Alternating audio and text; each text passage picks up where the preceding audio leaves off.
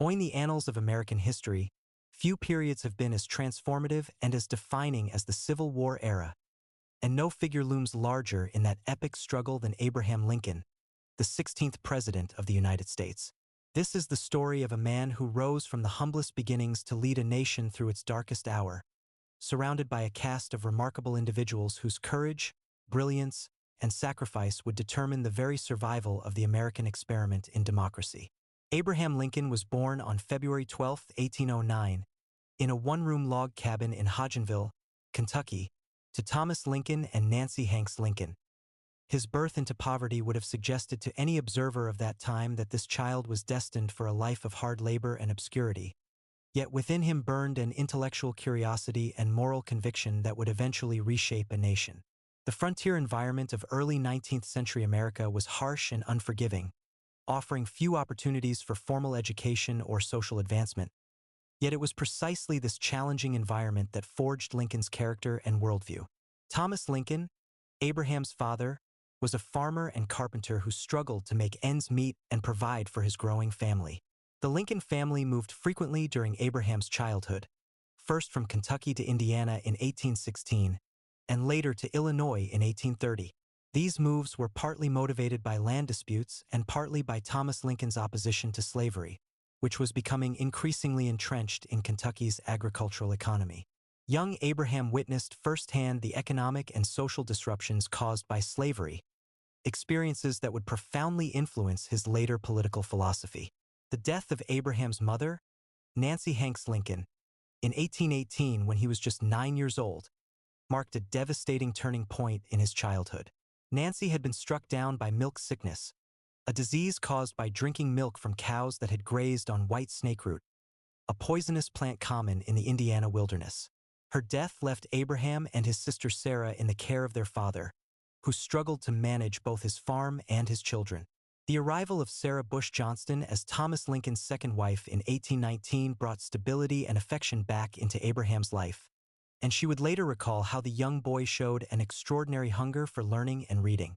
Lincoln's formal education was sporadic and brief, totaling perhaps less than a year of schooling in various frontier schools. However, his stepmother Sarah encouraged his love of reading and learning, providing him with books whenever possible. Lincoln devoured the few books available to him, including the Bible, Aesop's Fables, John Bunyan's Pilgrim's Progress, and Daniel Defoe's Robinson Crusoe. He also studied grammar, mathematics, and rhetoric whenever he could find materials, often reading by firelight late into the night after completing his daily farm chores. The young Lincoln was physically imposing even as a teenager, eventually reaching a height of 6 feet 4 inches, which made him a giant by the standards of his era. His strength and endurance made him valuable as a farm hand and rail splitter, work that gave him intimate knowledge of the common man's struggles and aspirations. Yet even as he performed manual labor, Lincoln's intellectual gifts set him apart from his peers. He was known for his ability to tell stories and jokes, skills that would serve him well in his later political career, but also for his tendency to become lost in thought and contemplation. In 1830, when Lincoln was 21, his family made their final move to Illinois, settling in Macon County. This relocation represented Lincoln's transition from dependence on his family to independence as a young adult.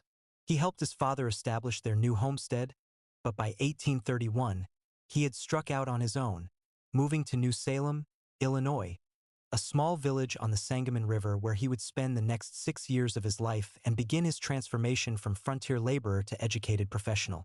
New Salem was a thriving commercial center when Lincoln arrived, with a population of about 100 people engaged in various trades and businesses. Lincoln initially worked as a store clerk and later as a partner in a general store, but his business ventures were largely unsuccessful, leaving him with debts that would take years to repay. However, his time in New Salem provided him with invaluable experience in dealing with people from all walks of life and exposed him to political discussions and debates that sparked his interest in law and government.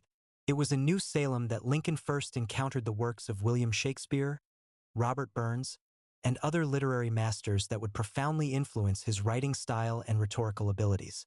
He also began to study law seriously, borrowing legal texts from local attorneys and spending countless hours mastering the principles of jurisprudence.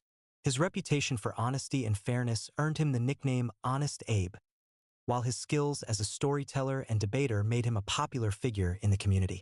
Lincoln's entry into politics began in 1832 when he ran for the Illinois House of Representatives as a member of the Whig Party. Although he lost that first election, finishing 8th out of 13 candidates, he had demonstrated his ability to articulate political ideas and connect with voters. His platform focused on internal improvements, education, and economic development, themes that would remain central to his political philosophy throughout his career. His second attempt at elected office in 1834 was successful, and Lincoln served 4 terms in the Illinois House of Representatives from 1834 to 1841. During this period, he established himself as an effective legislator and skilled debater, advocating for infrastructure projects, educational improvements, and measures to promote economic growth. He also began his legal career during this time, becoming a licensed attorney in 1836 and eventually establishing a successful law practice in Springfield, Illinois. Lincoln's legal career flourished throughout the 1840s and 1850s, as he built a reputation as one of Illinois' most capable attorneys. He rode the circuit court system, traveling from county to argue cases, an experience that broadened his knowledge of human nature and deepened his understanding of the diverse communities that made up Illinois society. His legal practice dealt with everything from property disputes to criminal cases, but he was particularly known for his skill in arguing complex constitutional and commercial matters.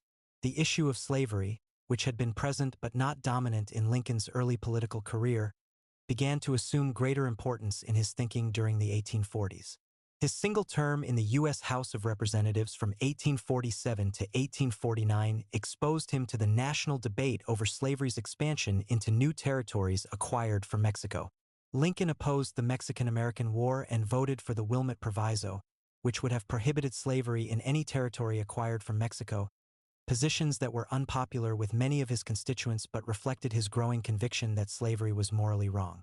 After his term in Congress, Lincoln returned to Springfield and his law practice, but the passage of the Kansas-Nebraska Act in 1854 drew him back into active politics. This legislation, sponsored by Senator Stephen A. Douglas of Illinois, repealed the Missouri Compromise and allowed the residents of Kansas and Nebraska territories to decide for themselves whether to permit slavery. Lincoln saw this as a betrayal of the founding principles of the nation and a dangerous expansion of slavery's influence. Lincoln's opposition to the Kansas-Nebraska Act marked the beginning of his emergence as a national political figure. His speeches during this period demonstrated his ability to frame complex constitutional and moral issues in language that ordinary citizens could understand and appreciate. He argued that slavery was incompatible with the principles of the Declaration of Independence, and that its expansion threatened the economic opportunities of free laborers throughout the nation. The formation of the Republican Party in the mid-1850s provided Lincoln with a political vehicle that aligned with his anti-slavery convictions while maintaining his commitment to preserving the Union. Unlike the more radical abolitionists who called for immediate emancipation, Lincoln advocated for preventing slavery's expansion while respecting existing constitutional protections for slavery in states where it already existed. This moderate position appealed to many voters who opposed slavery but feared the social and economic disruption that might result from immediate abolition. Lincoln's debate with Stephen Douglas during the 1858 Senate campaign in Illinois elevated him to national prominence and established him as a leading Republican spokesman on the slavery issue. The 7 debates, held in towns across Illinois, attracted enormous crowds and newspaper coverage throughout the nation. Although Lincoln lost the Senate race, his performance in the debates demonstrated his intellectual depth, moral conviction, and political skill to a national audience. The Lincoln-Douglas debates revealed fundamental differences in how the two men viewed slavery and its place in American society. Douglas advocated for popular sovereignty, arguing that the residents of each territory should decide the slavery question for themselves without interference from the federal government. Lincoln countered that slavery was a moral wrong that should not be allowed to expand, regardless of popular opinion in particular territories. Lincoln's famous House Divided speech, delivered at the Republican State Convention in Springfield on June 16, 1858, articulated his belief that the nation could not permanently remain half slave and half free. "A house divided against itself cannot stand," he declared. paraphrasing Jesus Christ's words from the Gospel of Matthew. "I believe this government cannot endure permanently, half slave and half free. I do not expect the Union to be dissolved. I do not expect the house to fall, but I do expect it will cease to be divided. It will become all one thing or all the other." These words would prove prophetic, as the tensions between North and South continued to escalate throughout the late 1850s. The Dred Scott decision of 1857, which denied citizenship to African Americans and declared that Congress had no power to prohibit slavery in federal territories, further inflamed sectional tensions. John Brown's raid on Harper's Ferry in 1859, though condemned by Lincoln and other mainstream Republicans, was seen by many Southerners as evidence of Northern intentions to incite slave rebellions. By 1860, Lincoln had emerged as a viable candidate for the Republican presidential nomination. His moderate stance on slavery, his Midwestern origins, and his reputation for honesty and integrity made him attractive to party leaders seeking a candidate who could appeal to voters in the crucial swing states. The Republican National Convention in Chicago in May 1860 was a contested affair, with several prominent candidates vying for the nomination, including Senator William H. Seward of New York, Senator Salmon P. Chase of Ohio, and Edward Bates of Missouri. Lincoln's campaign for the nomination was managed by a skilled team of Illinois politicians led by David Davis, who understood the importance of making strategic deals with other state delegations. Lincoln's instructions to his managers were simple: "Make no contracts that will bind me." However, his supporters made promises regarding cabinet appointments and other positions that helped secure crucial delegate votes on the second and third ballots. The Republican platform of 1860 opposed the extension of slavery into federal territories while affirming the rights of individual states to regulate their domestic institutions. The platform also called for a transcontinental railroad, higher tariffs to protect American industry, and free homesteads for Western settlers. These positions were designed to appeal to a broad coalition of Northern voters, including anti-slavery advocates, industrial workers, farmers, and immigrants. Lincoln's nomination set the stage for one of the most consequential elections in American history. The Democratic Party had split into Northern and Southern factions, nominating Stephen Douglas and John C. Breckinridge respectively, while a fourth candidate, John Bell of the Constitutional Union Party, sought to appeal to moderate voters who hoped to preserve the Union without addressing the slavery issue directly. The campaign of 1860 was unlike any previous presidential election, as Lincoln received virtually no support in the South, where he was not even on the ballot in most states. Southern politicians and newspapers portrayed him as a radical abolitionist who would destroy their way of life if elected, despite his repeated assurances that he had no intention of interfering with slavery where it already existed. Lincoln conducted a largely silent campaign, following the tradition that presidential candidates should not actively campaign for themselves. However, his previous speeches and writings had made his positions well known to voters. He received strong support from Northern Republicans who saw him as the best hope for preventing slavery's expansion, while many Northern Democrats and moderate voters were attracted to his reputation for honesty and his humble origins. On Election Day, November 6, 1860, Lincoln won a decisive victory in the Electoral College despite receiving less than 40% of the popular vote. His victory was concentrated in the North and West, where he won 18 of the 33 states. The election results clearly demonstrated the deep sectional divisions that had been building for decades, as Lincoln received almost no support in the South while his opponents received little support in the North. The immediate reaction to Lincoln's election in the South was one of alarm and defiance. South Carolina called a secession convention within days of the election, and other Deep South states began making similar preparations. Southern politicians who had threatened secession if a Republican were elected now found themselves under pressure to make good on their promises. Part 2/10. The unlikely General Ulysses S. Grant and his rise to supreme command. As Abraham Lincoln grappled with the secession crisis that followed his election, he faced the monumental challenge of finding military leaders capable of preserving the Union through what increasingly appeared to be an inevitable armed conflict. Among the officers who would answer his call was a man whose early life had been marked by failure and disappointment, yet who would prove to be the strategic genius that the Union desperately needed. Ulysses S. Grant, born Hiram Ulysses Grant on April 27, 1822, in Point Pleasant, Ohio, would emerge from obscurity to become the commanding general who would ultimately bring the Civil War to a successful conclusion for the Union cause. Grant's early years provided little indication of the military greatness that lay ahead. His father, Jesse Root Grant, was a tanner and businessman who had worked hard to escape the poverty of his own childhood and was determined that his eldest son would receive the education and opportunities that he himself had been denied. Jesse Grant was a driving, ambitious man who saw in his son the potential for achievement and social advancement. Though young Ulysses showed little initial interest in academic pursuits or conventional measures of success, the future general displayed an extraordinary affinity for horses from an early age, demonstrating a natural ability to train and handle even the most difficult animals. This talent would prove invaluable throughout his military career, as cavalry and artillery operations required intimate knowledge of horsemanship and animal psychology. Grant's childhood was spent largely outdoors, developing the physical stamina and practical skills that would serve him well in the demanding campaigns of the Civil War. Despite his father's hopes for his academic success, Grant was an indifferent student who showed more interest in practical activities than in books and formal learning. However, he possessed a natural intelligence and an ability to grasp complex problems quickly, traits that would become evident in his military career.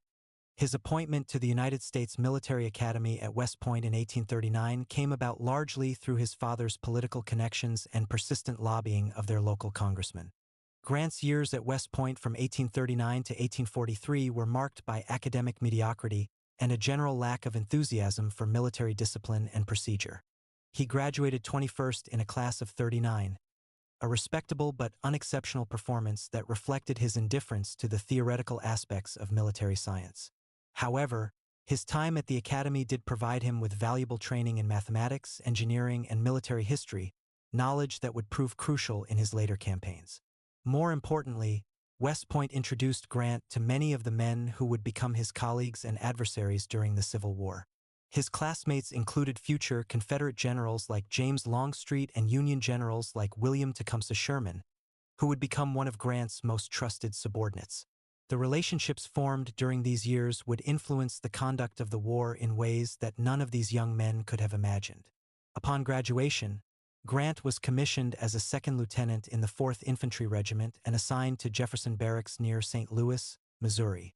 It was during this posting that he met Julia Dent, the sister of his West Point roommate Frederick Dent, and began the courtship that would lead to their marriage in 1848.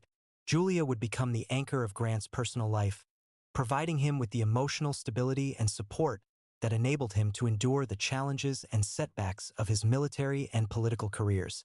Grant's service in the Mexican-American War from 1846 to 1848 provided him with his first real combat experience and exposed him to the realities of military leadership under fire. Serving under Generals Zachary Taylor and Winfield Scott, Grant participated in major battles including Palo Alto, Resaca de la Palma, Monterrey, and the Mexico City Campaign. Although he later characterized the Mexican War as an unjust conflict fought to extend slavery, the experience taught him valuable lessons about logistics, strategy, and the psychology of command that would prove invaluable during the Civil War. The young lieutenant distinguished himself through his coolness under fire and his ability to adapt to changing battlefield conditions. During the assault on Mexico City, he demonstrated the initiative and tactical flexibility that would become hallmarks of his later generalship.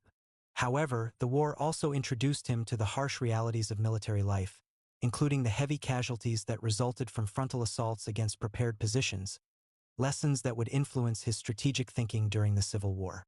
Following the Mexican War, Grant was assigned to various frontier posts, including service in California and the Oregon Territory. These assignments separated him from his wife and growing family for extended periods, contributing to the personal difficulties that would plague him during the 1850s. The isolation and boredom of garrison duty, combined with his separation from Julia and their children, led to periods of depression and heavy drinking that would damage his military reputation and ultimately lead to his resignation from the Army in 1854. Grant's departure from the military marked the beginning of the most difficult period of his life, often referred to as his wilderness years. His attempts at civilian careers were uniformly unsuccessful, including failed ventures in farming, real estate, and business. Working as a clerk in his father's leather goods store in Galena, Illinois, Grant appeared to be a man whose best days were behind him, a failed soldier reduced to mundane commercial work to support his family. However, these years of struggle and disappointment served an important purpose in Grant's development as a leader. His experiences with failure taught him empathy for the common soldier and gave him a realistic understanding of the challenges faced by ordinary Americans.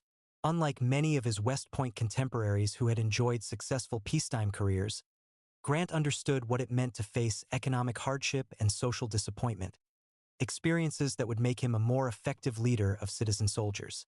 The outbreak of the Civil War in April 1861 provided Grant with an unexpected opportunity to return to military service. Despite his previous problems with alcohol and his undistinguished civilian career, his West Point education and Mexican War experience made him valuable to the Union cause as the nation mobilized for what many expected to be a brief conflict. Governor Richard Yates of Illinois appointed Grant as a colonel of the 21st Illinois Volunteer Infantry Regiment, marking the beginning of his remarkable rise to supreme command. Grant's initial assignment involved training and organizing volunteer regiments in Illinois, work that allowed him to demonstrate his natural ability to transform raw recruits into disciplined soldiers. His patient, methodical approach to training and his willingness to share the hardships of camp life with his men quickly earned their respect and loyalty. Unlike many professional officers who struggled to adapt to volunteer soldiers, Grant understood that citizen soldiers required different leadership techniques than regular Army troops. His first significant combat command came in August 1861, when he was promoted to brigadier general and assigned to command the District of Southeast Missouri with headquarters at Cairo, Illinois. This strategic position at the confluence of the Ohio and Mississippi rivers gave Grant control over crucial river transportation routes and placed him at the center of Union efforts to control the Mississippi River system. Grant's early operations in Missouri demonstrated his understanding of the strategic importance of controlling river systems and transportation networks. His aggressive approach to securing Union control over the Mississippi River and its tributaries marked the beginning of the campaign that would eventually split the Confederacy and give the Union control over the South's most important transportation artery. The Battle of Belmont on November 7, 1861, provided Grant with his first independent command in battle and revealed both his strengths and weaknesses as a combat leader. Although the engagement was tactically inconclusive, Grant's willingness to take risks and his ability to maintain his composure under fire impressed his superiors and marked him as an officer worthy of greater responsibilities. Grant's most significant early success came with his capture of Fort Henry and Fort Donelson in February 1862, operations that secured Union control over the Tennessee and Cumberland rivers and opened the way for further advances into the Confederate heartland. These victories were notable not only for their strategic importance, but also for Grant's innovative use of combined Army-Navy operations and his willingness to demand unconditional surrender from Confederate forces.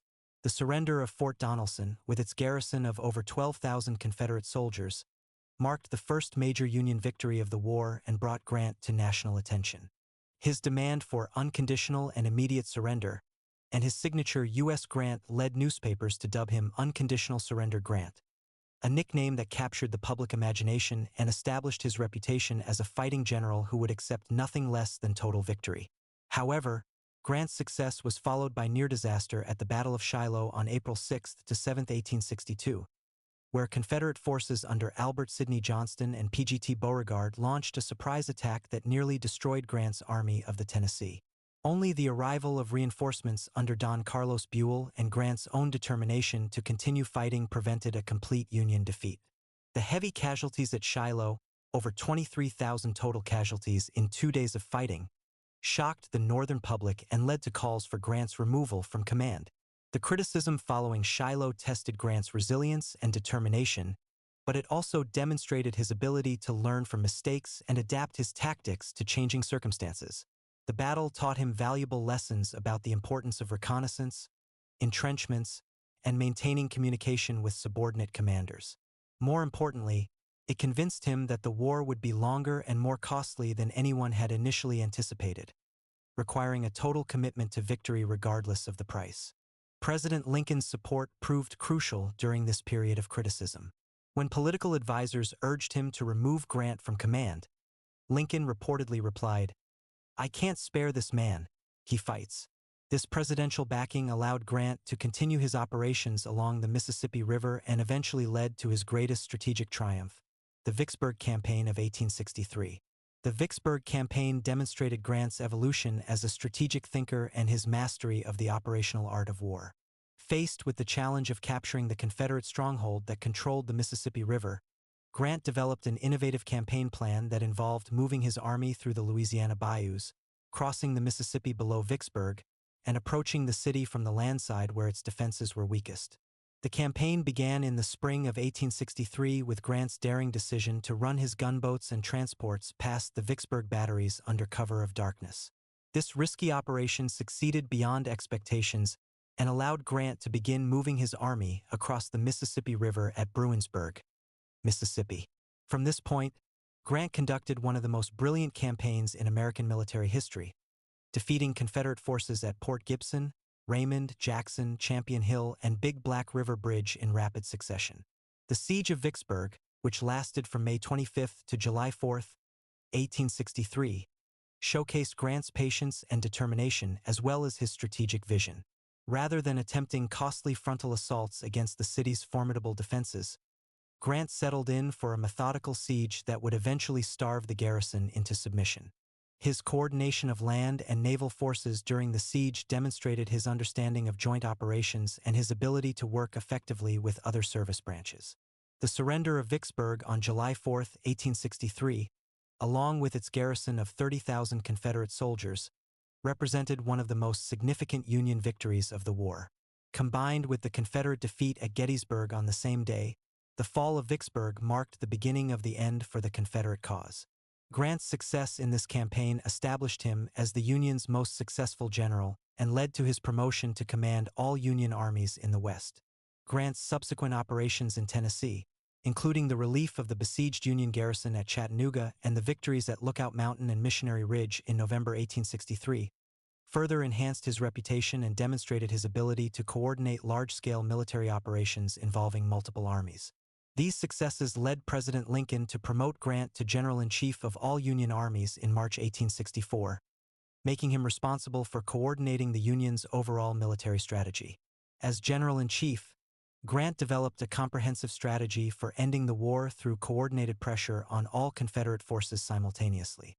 Rather than allowing Confederate armies to concentrate against individual Union forces, Grant planned to engage all Confederate armies at the same time, preventing them from supporting each other and gradually wearing down their capacity for resistance. Grant's partnership with President Lincoln proved to be one of the most effective civil-military relationships in American history. Both men understood that the war required total commitment and that political considerations could not be allowed to interfere with military necessity. Grant's willingness to accept heavy casualties in pursuit of strategic objectives matched Lincoln's determination to preserve the Union regardless of the cost. Part 3/10. The Gray Fox, Robert E. Lee and the Army of Northern Virginia. While Ulysses S. Grant was proving himself as the Union's most capable general, the Confederacy possessed its own military genius in Robert Edward Lee, a man whose strategic brilliance and tactical innovation would make him one of the most studied and admired military commanders in world history. Lee's story is one of tragic nobility. A man torn between loyalty to his country and devotion to his native state, who ultimately chose to lead the Confederate cause with such skill and determination that he prolonged what might have been a brief conflict into a 4-year struggle that would reshape American society forever. Robert E. Lee was born on January 19, 1807, at Stratford Hall Plantation in Westmoreland County, Virginia, into one of the Old Dominion's most distinguished families. His father, Henry Lighthorse Harry Lee III, had been a Revolutionary War hero and close friend of George Washington, serving as a cavalry commander whose daring raids had earned him fame throughout the colonies. The Lee family's history was intertwined with Virginia's from its earliest colonial days, and Robert grew up surrounded by the traditions and values of the Virginia aristocracy. However, Lighthorse Harry's post-war years were marked by financial speculation and mounting debts that eventually forced him to flee the country to avoid imprisonment. Robert was only 6 years old when his father departed for the West Indies, never to return to Virginia. This abandonment left a profound mark on the young boy, instilling in him a fierce sense of personal responsibility and an almost obsessive attention to duty and honor that would characterize his entire life. Robert's mother, and Hill Carter Lee, came from another prominent Virginia family and possessed the strength and determination necessary to hold the family together during their years of financial hardship. She managed the household with limited resources while ensuring that her children received the education and moral instruction befitting their social station. From her, Robert inherited his gentle manner, his deep religious faith, and his conviction that personal conduct must be guided by the highest moral principles. The young Lee's academic abilities and serious demeanor impressed his teachers and neighbors, who recognized in him the qualities of leadership and character that had distinguished his family for generations. When the opportunity arose to attend the United States Military Academy at West Point, it seemed the perfect solution to the family's financial constraints while providing Robert with the professional training that would enable him to rebuild the family's fortunes and reputation. Lee entered West Point in 1825 and quickly established himself as one of the Academy's most promising cadets. Unlike many of his contemporaries who struggled with the rigid discipline and academic demands of military education, Lee thrived in the structured environment that rewarded merit, dedication, and attention to detail.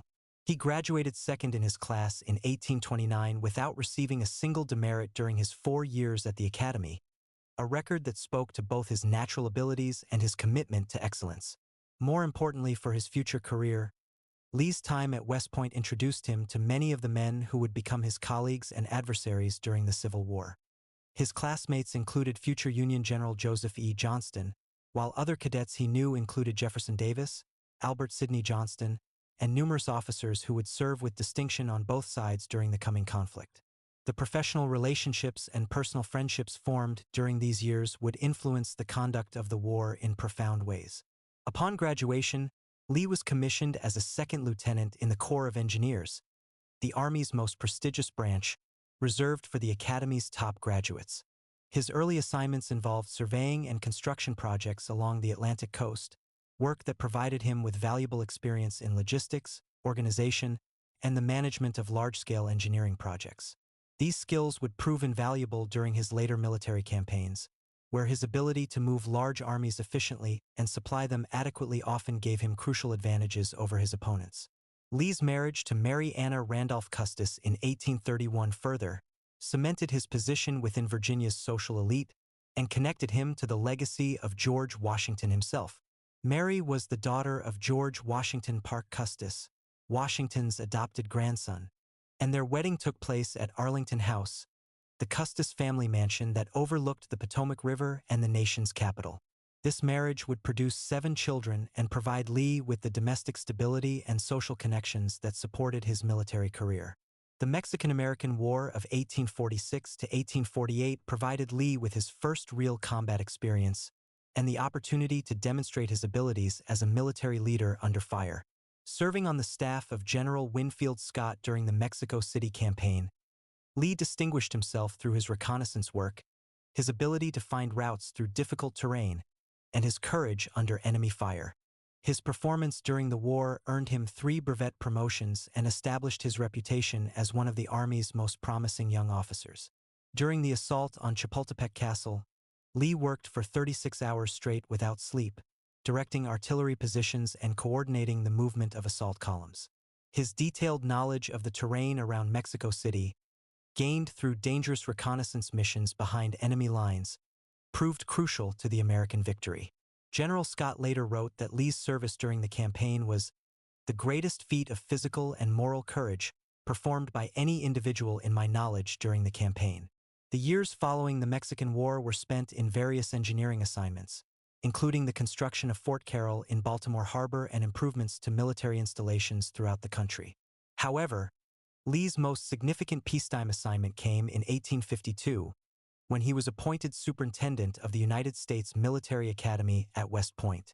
This position allowed him to influence the education and training of a new generation of Army officers while establishing his reputation as both an educator and an administrator. As superintendent, Lee worked to modernize the Academy's curriculum while maintaining its emphasis on discipline, honor, and service to country. He increased the length of the course of study from 4 to 5 years, expanded instruction in practical engineering and military science, and strengthened the Academy's traditions of ethical conduct and professional excellence. Many of the cadets who served under his leadership would later become prominent Civil War generals on both sides of the conflict. Lee's service as superintendent was cut short in 1855 when he was transferred to the 2nd Cavalry Regiment as lieutenant colonel, serving under his old friend Albert Sidney Johnston. This assignment took him to the Texas frontier, where he gained valuable experience in frontier warfare and the command of mounted troops. The harsh conditions of frontier service tested both his physical endurance and his leadership abilities while providing him with insights into the challenges of commanding soldiers under difficult circumstances. The growing national crisis over slavery presented Lee with increasingly difficult personal and professional challenges. As a Virginia gentleman, he had inherited slaves through his marriage and managed the Custis family plantations. Yet he viewed slavery as both economically inefficient and morally problematic. In his letters, he described slavery as a moral and political evil, but believed that emancipation should come gradually through divine providence rather than immediate political action. Lee's conflicted feelings about slavery reflected the broader tensions within Southern society as the sectional crisis deepened during the 1850s. Unlike the fire-eating secessionists who viewed slavery as a positive good, Lee represented the older Virginia tradition that saw slavery as a necessary evil that would eventually disappear through natural processes. This moderate position became increasingly untenable as political polarization intensified following the Kansas-Nebraska Act and other sectional controversies. The John Brown raid on Harper's Ferry in October 1859 brought Lee face-to-face with the growing extremism that threatened to tear the nation apart. Commanding the federal troops that captured Brown and his followers, Lee witnessed firsthand the fanaticism that was driving both sides toward armed conflict. His role in suppressing the raid earned him praise from Southerners who saw him as a defender of their institutions, while also demonstrating his continued loyalty to the federal government. As the secession crisis unfolded following Lincoln's election in 1860, Lee found himself caught between competing loyalties that would force him to make the most difficult decision of his life. His devotion to the Union was genuine and deep-rooted, reflecting both his family's Revolutionary War heritage and his own decades of service to the federal government. Yet his primary loyalty remained to Virginia, the state that had shaped his identity and values since childhood. Lee's anguish over the approaching conflict was evident in his correspondence during the winter of 1860 to 1861. He hoped that compromise might yet preserve the Union while avoiding the catastrophe of civil war. "I can anticipate no greater calamity for the country than a dissolution of the Union," he wrote to his son. "Secession is nothing but revolution. The framers of our Constitution never exhausted so much labor, wisdom, and forbearance in its formation, and surrounded it with so many guards and securities, if it was intended to be broken by every member of the Confederacy at will." When Virginia's secession convention initially rejected secession in early April 1861, Lee appeared relieved that his native state would remain loyal to the Union. However, Lincoln's call for 75,000 volunteers following the bombardment of Fort Sumter changed everything. Virginia's political leaders viewed this as coercion against sovereign states and voted to secede on April 17, 1861, forcing Lee to choose between his country and his state. The decision to resign from the United States Army on April 20, 1861, represented the most painful moment of Lee's life. "I never intimated to anyone that I desired the command of the United States Army," he later wrote. "Nor did I ever have a conversation with but one gentleman, Mr. Francis Preston Blair, on the subject, which was at his invitation, and, as I understood, at the instance of President Lincoln. After listening to his remarks, I declined the offer he made me to take command of the army that was to be brought into the field, stating as candidly and as courteously as I could that though opposed to secession and deprecating war, I could take no part in an invasion of the Southern states." Lee's decision to join the Confederate cause was motivated not by support for slavery or secession, but by his unwillingness to bear arms against Virginia and his belief that his primary duty was to defend his home state. This decision would haunt him for the rest of his life, as he struggled to reconcile his actions with his earlier devotion to the Union. Yet once he had made his choice, he committed himself completely to the Confederate cause, bringing to it all of his professional skill and personal dedication. Initially appointed as commander of Virginia's forces, Lee spent the early months of the war organizing the state's defenses and working to integrate Virginia troops into the larger Confederate Army. His administrative abilities and attention to detail proved invaluable during this crucial period, as raw recruits were transformed into disciplined soldiers and defensive positions were prepared to meet the expected Union advance. Lee's first field command came in Western Virginia during the summer of 1861, where he attempted to coordinate Confederate forces in what would later become West Virginia. The campaign was largely unsuccessful, hampered by difficult terrain, poor weather, and uncooperative subordinate commanders. Lee's cautious approach and his reluctance to issue direct orders to officers who technically outranked him contributed to Confederate defeats that earned him the derisive nickname Granny Lee in some Southern newspapers. However, this early setback taught Lee valuable lessons about the importance of clear command relationships and decisive leadership. When he was recalled to Richmond in late 1861 to serve as military advisor to President Jefferson Davis, he used his position to strengthen Confederate defenses and improve the organization of the Army. His work during this period laid the foundation for the more aggressive strategy he would later implement as field commander. Lee's transformation from cautious administrator to bold battlefield commander began when he assumed command of the Army of Northern Virginia on June 1, 1862, following the wounding of Joseph E. Johnston during the Battle of Seven Pines. Inheriting an army that was retreating toward Richmond under pressure from George B. McClellan's massive Army of the Potomac, Lee immediately began planning an offensive that would drive the Union forces away from the Confederate capital. The 7 days battles from June 25 to July 1, 1862, marked Lee's emergence as the Confederacy's premier field commander. Although the series of engagements was tactically costly for Confederate forces, Lee's aggressive strategy succeeded in forcing McClellan to abandon his advance on Richmond and withdraw to the James River. More importantly, the campaign established Lee's reputation for audacity and tactical brilliance while demonstrating his ability to seize the initiative even when facing superior numbers. Lee's greatest victory came at the Second Battle of Bull Run in August 1862, where his innovative use of Stonewall Jackson's flanking march resulted in the complete defeat of John Pope's Army of Virginia. The campaign demonstrated Lee's mastery of maneuver warfare and his ability to coordinate complex operations involving multiple corps operating independently over extended distances. The victory opened the way for Lee's first invasion of the North and established him as one of the world's great military commanders. Part April 10th. Stonewall Thomas, Stonewall Jackson, and the Art of Rapid Warfare. Among the constellation of remarkable military leaders who emerged during the American Civil War, few captured the imagination of contemporaries and historians alike as powerfully as Thomas Jonathan Jackson, known to history as Stonewall Jackson. A man of profound religious conviction, eccentric personal habits, and unparalleled tactical genius, Jackson became the embodiment of Confederate military prowess and Southern determination. His lightning-fast campaigns in Virginia's Shenandoah Valley and his crucial role in Robert E. Lee's greatest victories established him as one of the finest generals in American military history, while his mysterious personality and tragic death elevated him to legendary status. Thomas Jonathan Jackson was born on January 21, 1824, in Clarksburg, Virginia, now West Virginia, into circumstances that were far removed from the aristocratic backgrounds of many Confederate generals. His father, Jonathan Jackson, was a lawyer who died when Thomas was only 2 years old, leaving the family in financial distress. His mother, Julia Beckwith Neal Jackson, struggled to support her 3 young children but died of complications from childbirth when Thomas was 7, making him an orphan at an early age and setting the stage for a childhood marked by hardship and instability. Following his mother's death, Thomas and his siblings were separated and sent to live with various relatives. Thomas was taken in by his father's half-brother, Cummins E. Jackson, who owned a mill and modest farm near what is now Jackson's Mill, West Virginia.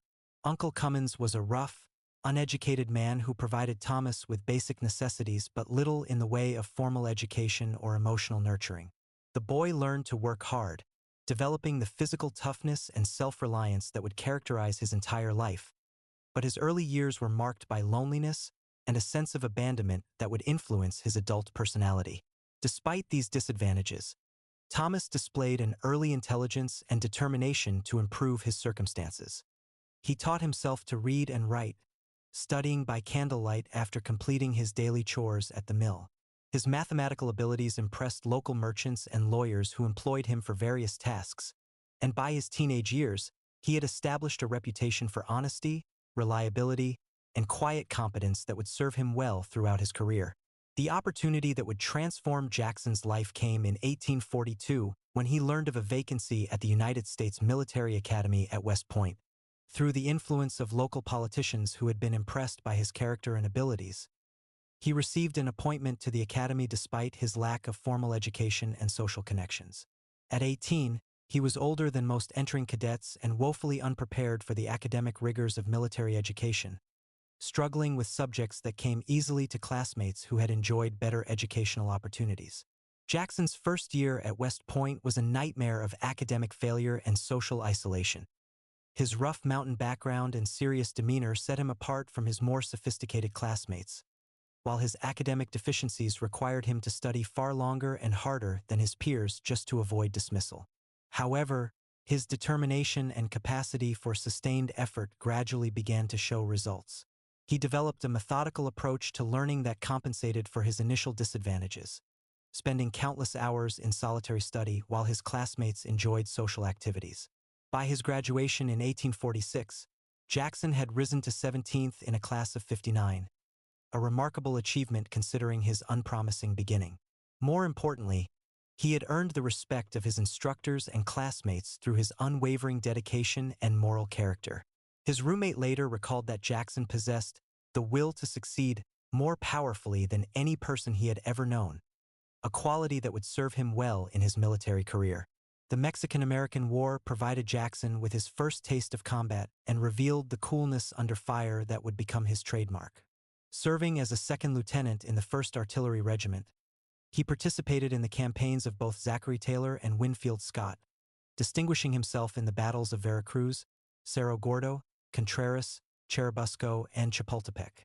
His performance during these engagements earned him 2 brevet promotions and established his reputation as a brave and capable officer. At the Battle of Chapultepec, Jackson's battery played a crucial role in the American assault on the fortress guarding Mexico City, and his calm demeanor under heavy enemy fire impressed both his superiors and his men. General Daniel Harvey Hill later wrote that Jackson's conduct during the Mexican War demonstrated that he was a man who would never fail in battle. This early combat experience taught Jackson valuable lessons about the importance of reconnaissance, the coordination of artillery and infantry, and the psychological factors that determine victory or defeat in battle. Following the war, Jackson was assigned to various garrison duties in New York and Florida, where he found peacetime military service increasingly frustrating and unfulfilling.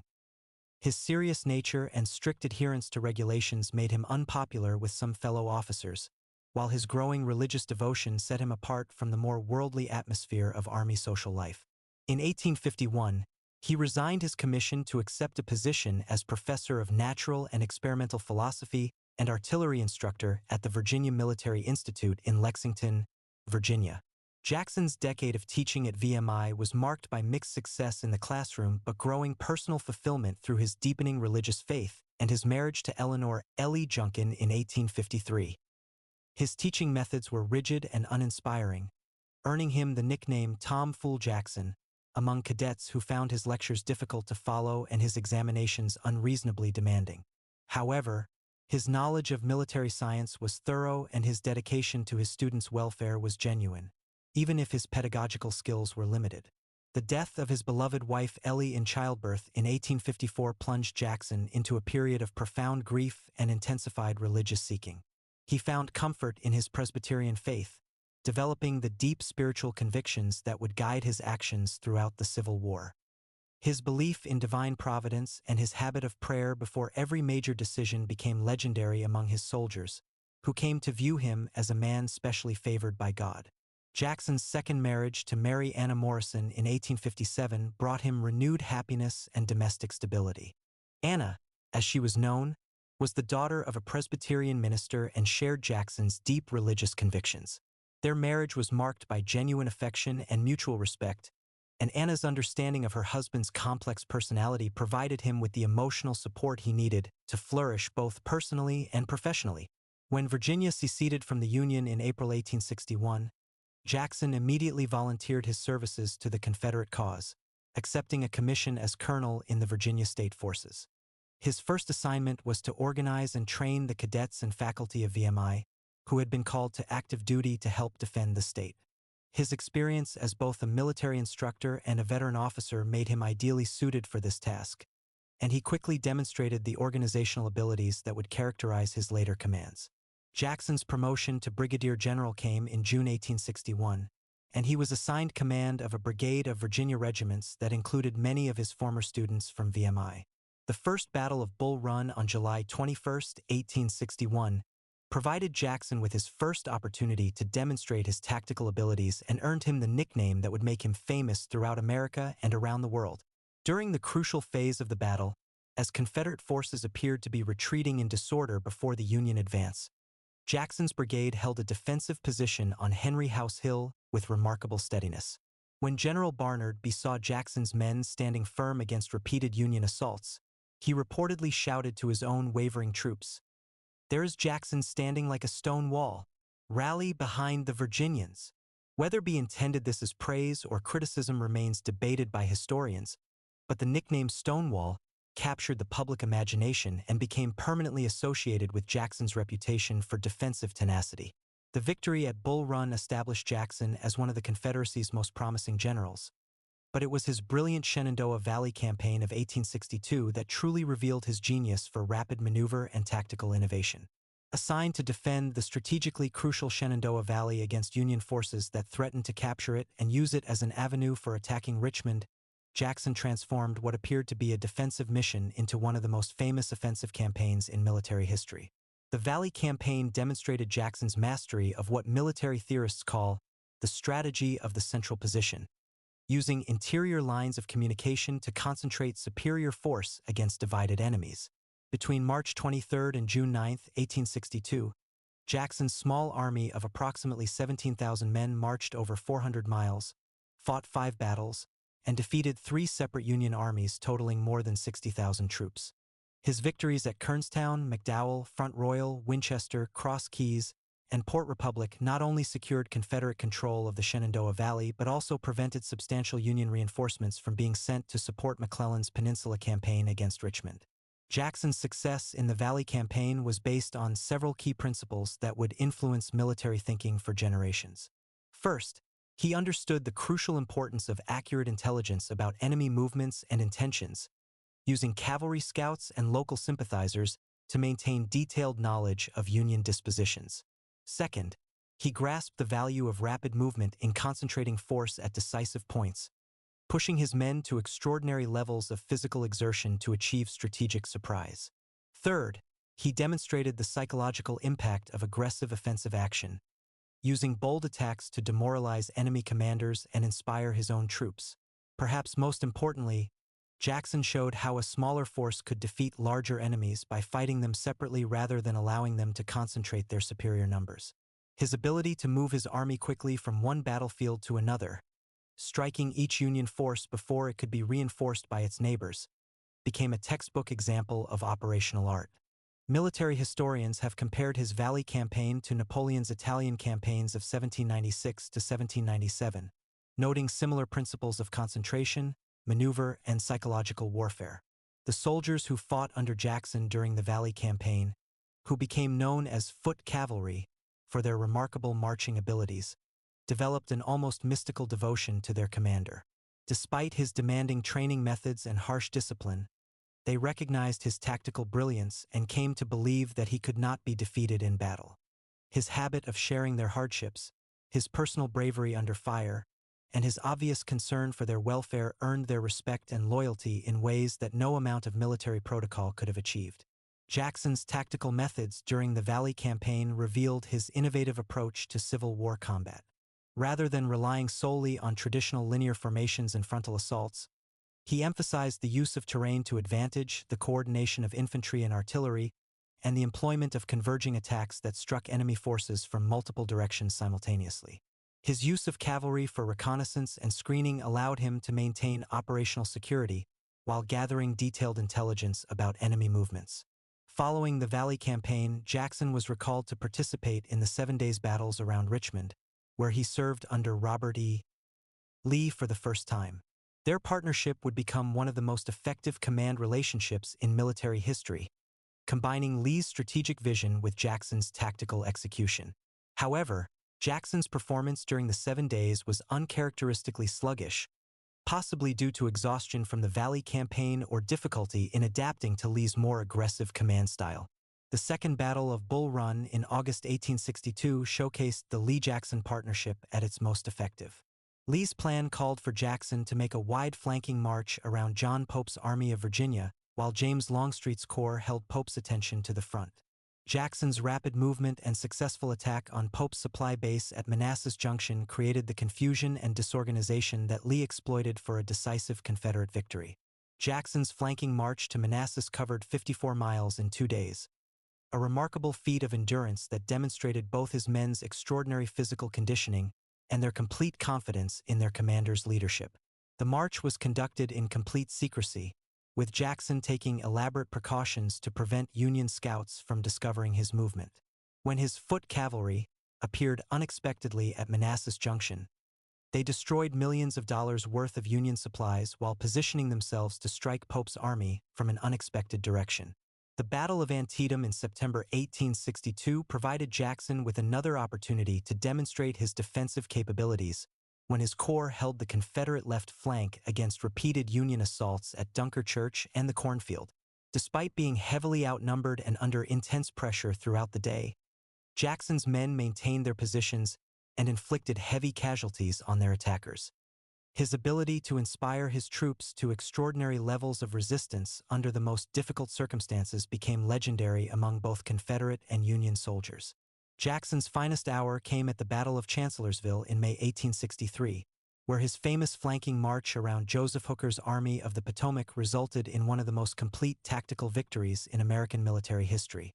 When Lee's reconnaissance revealed that Hooker's right flank was vulnerable to attack, Jackson volunteered to lead his entire corps on a 12-mile march through dense wilderness to strike the Union flank and rear. The march to Chancellorsville required Jackson's men to move in single file along narrow forest paths for most of the day, maintaining complete silence to avoid detection by Union pickets.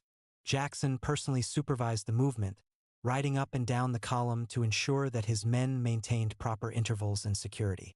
When his corps finally deployed for attack late in the afternoon of May 2, 1863, they achieved complete tactical surprise, routing the Union 11 Corps and creating panic throughout Hooker's army. However, Jackson's greatest triumph became his final tragedy when he was mortally wounded by friendly fire while conducting a personal reconnaissance in front of his lines after dark. Shot by nervous Confederate sentries who mistook his party for Union cavalry, Jackson suffered severe wounds to his left arm and hand that initially appeared survivable. The amputation of his shattered left arm was successful, and for several days it seemed that the general might recover from his injuries. Jackson's death from pneumonia on May 10, 1863, 8 days after being wounded, sent shockwaves throughout the Confederacy and deprived Lee of his most trusted lieutenant at a crucial moment in the war. Lee's comment that he had lost my right arm captured the strategic significance of Jackson's death, while the widespread mourning throughout the South demonstrated the extent to which he had become a symbol of Confederate hopes and aspirations. Part 5/10. The March to the Sea. William Tecumseh Sherman and Total War. Among the Union generals who emerged from the crucible of the American Civil War, none was more controversial or more effective at breaking the Confederacy's will to resist than William Tecumseh Sherman. A brilliant strategist with an intuitive understanding of modern warfare's psychological dimensions, Sherman pioneered the concept of total war that would influence military thinking well into the 20th century. His famous march to the sea through Georgia and the Carolinas demonstrated how warfare could be directed not just against enemy armies but against the entire social and economic structure that supported those armies, making him both one of the Union's most valuable generals and one of the most hated figures in Southern memory. William Tecumseh Sherman was born on February 8, 1820, in Lancaster, Ohio, into a prominent family that had already established itself in the legal and political circles of the young state. His father, Charles Robert Sherman, was a successful lawyer and Ohio Supreme Court justice who had built a reputation for integrity and intellectual ability. However, Charles Sherman's sudden death in 1829, when William was only 9 years old, left the family in difficult financial circumstances and forced Mrs. Sherman to find homes for several of her 11 children with friends and relatives. Young William was taken in by Thomas Ewing, one of Ohio's most influential political figures and a close friend of the Sherman family. Ewing was a former United States Senator and future Secretary of the Treasury and Secretary of the Interior, and his household provided William with opportunities for education and social advancement that would not have been available otherwise. The Ewing family treated William as one of their own children, but he retained his Sherman surname and a sense of obligation to restore his family's fortunes through his own achievements. Thomas Ewing's political connections secured William an appointment to the United States Military Academy at West Point in 1836, beginning a military education that would shape his understanding of strategy, logistics, and leadership. Unlike many of his classmates who struggled with the Academy's academic demands, Sherman excelled in mathematics and drawing while showing particular aptitude for subjects that required analytical thinking and practical application of theoretical principles. Sherman's personality at West Point was marked by intellectual curiosity, sardonic humor, and a tendency toward nervous energy that would characterize him throughout his life. His classmates remembered him as brilliant but restless, capable of intense concentration on subjects that interested him but impatient with routine and discipline that seemed pointless. He graduated sixth in the class of 1840, earning a commission as a second lieutenant in the 3rd Artillery Regiment, but his real education in military affairs was just beginning. Sherman's early Army service took him to Florida during the Second Seminole War, where he experienced his first taste of unconventional warfare against an enemy that refused to fight traditional battles. The Seminoles' use of guerrilla tactics, their intimate knowledge of local terrain, and their ability to disappear into the wilderness after conducting raids taught Sherman valuable lessons about the limitations of conventional military approaches when fighting irregular opponents. More significantly for his later career, Sherman observed how the Seminole War required the Army to target not just enemy warriors but the entire social and economic system that supported their resistance. Villages were burned, crops destroyed, and families relocated to eliminate the infrastructure that allowed Seminole fighters to continue their resistance. These early experiences with what would later be called total war influenced Sherman's strategic thinking during the Civil War, when he would apply similar principles on a much larger scale. Following his service in Florida, Sherman was assigned to various garrison duties in the South, including posts in South Carolina and Georgia that gave him intimate knowledge of the region's geography, economy, and social structure. Unlike many Northern officers who knew the South only through brief visits or secondhand accounts, Sherman developed a detailed understanding of Southern society that would prove invaluable during his later campaigns through Georgia and the Carolinas. Sherman's resignation from the Army in 1853 to pursue civilian careers reflected his restless nature and his desire for greater financial success than military service could provide. His business ventures in California during the Gold Rush, his brief career as a banker in San Francisco and New York, and his stint as superintendent of the Louisiana State Seminary and Military Academy all provided him with valuable experience in organization, finance, and leadership outside the military context. The failure of most of these civilian enterprises, however, convinced Sherman that he was better suited to military service than to business or academic administration. His time as superintendent of what would later become Louisiana State University brought him into close contact with many Southerners who would become Confederate leaders, including future Generals Braxton Bragg and P.G.T. Beauregard. These relationships gave him insights into Southern military thinking and capabilities that would serve him well during the war. When the secession crisis erupted in 1860 to 1861, Sherman found himself in the awkward position of holding a responsible position in a state that was moving toward leaving the Union. Despite his genuine affection for many of his Southern colleagues and his understanding of their concerns about federal authority, Sherman's loyalty to the Union was never in doubt. He resigned his position in Louisiana immediately after the state seceded and returned to the North to offer his services to the federal government. Sherman's re-entry into military service was initially frustrated by the War Department's slow response to his applications and his own pessimistic assessment of the Union's preparedness for what he correctly predicted would be a long and costly conflict. Unlike the optimists who believed the rebellion would be crushed within a few months, Sherman understood that the South's size, population, and determination would require a sustained military effort involving far more troops and resources than most Northerners imagined. His appointment as colonel of the 13th Infantry Regiment in May 1861 marked the beginning of Sherman's rise to prominence as one of the Union's most effective commanders. His early service included participation in the First Battle of Bull Run, where he commanded a brigade and gained valuable experience in handling volunteers under combat conditions. Although the Union defeat at Bull Run was a disappointment, Sherman's steady performance under fire impressed his superiors and marked him as an officer worthy of greater responsibilities. Sherman's promotion to brigadier general and assignment to Kentucky in late 1861 placed him in one of the war's most challenging theaters, where he was responsible for organizing Union defenses in a border state with divided loyalties. His pessimistic reports about Confederate strength and his requests for large numbers of reinforcements earned him a reputation for excessive caution and may have contributed to rumors about his mental stability that temporarily damaged his career. However, Sherman's apparent pessimism was actually realistic assessment of the strategic situation in Kentucky and Tennessee, where Confederate forces under Albert Sidney Johnston posed a genuine threat to Union control of the region. His understanding of the logistical challenges involved in maintaining large armies in the field and his appreciation of the South's military potential proved more accurate than the optimistic assessments of many of his contemporaries. Sherman's partnership with Ulysses S. Grant, which began during the Henry and Donelson campaigns in early 1862, would become one of the most effective command relationships in American military history. The two generals complemented each other perfectly. Grant's strategic vision and political skills balanced Sherman's tactical brilliance and operational expertise, while their mutual trust and respect allowed them to coordinate complex operations across vast distances.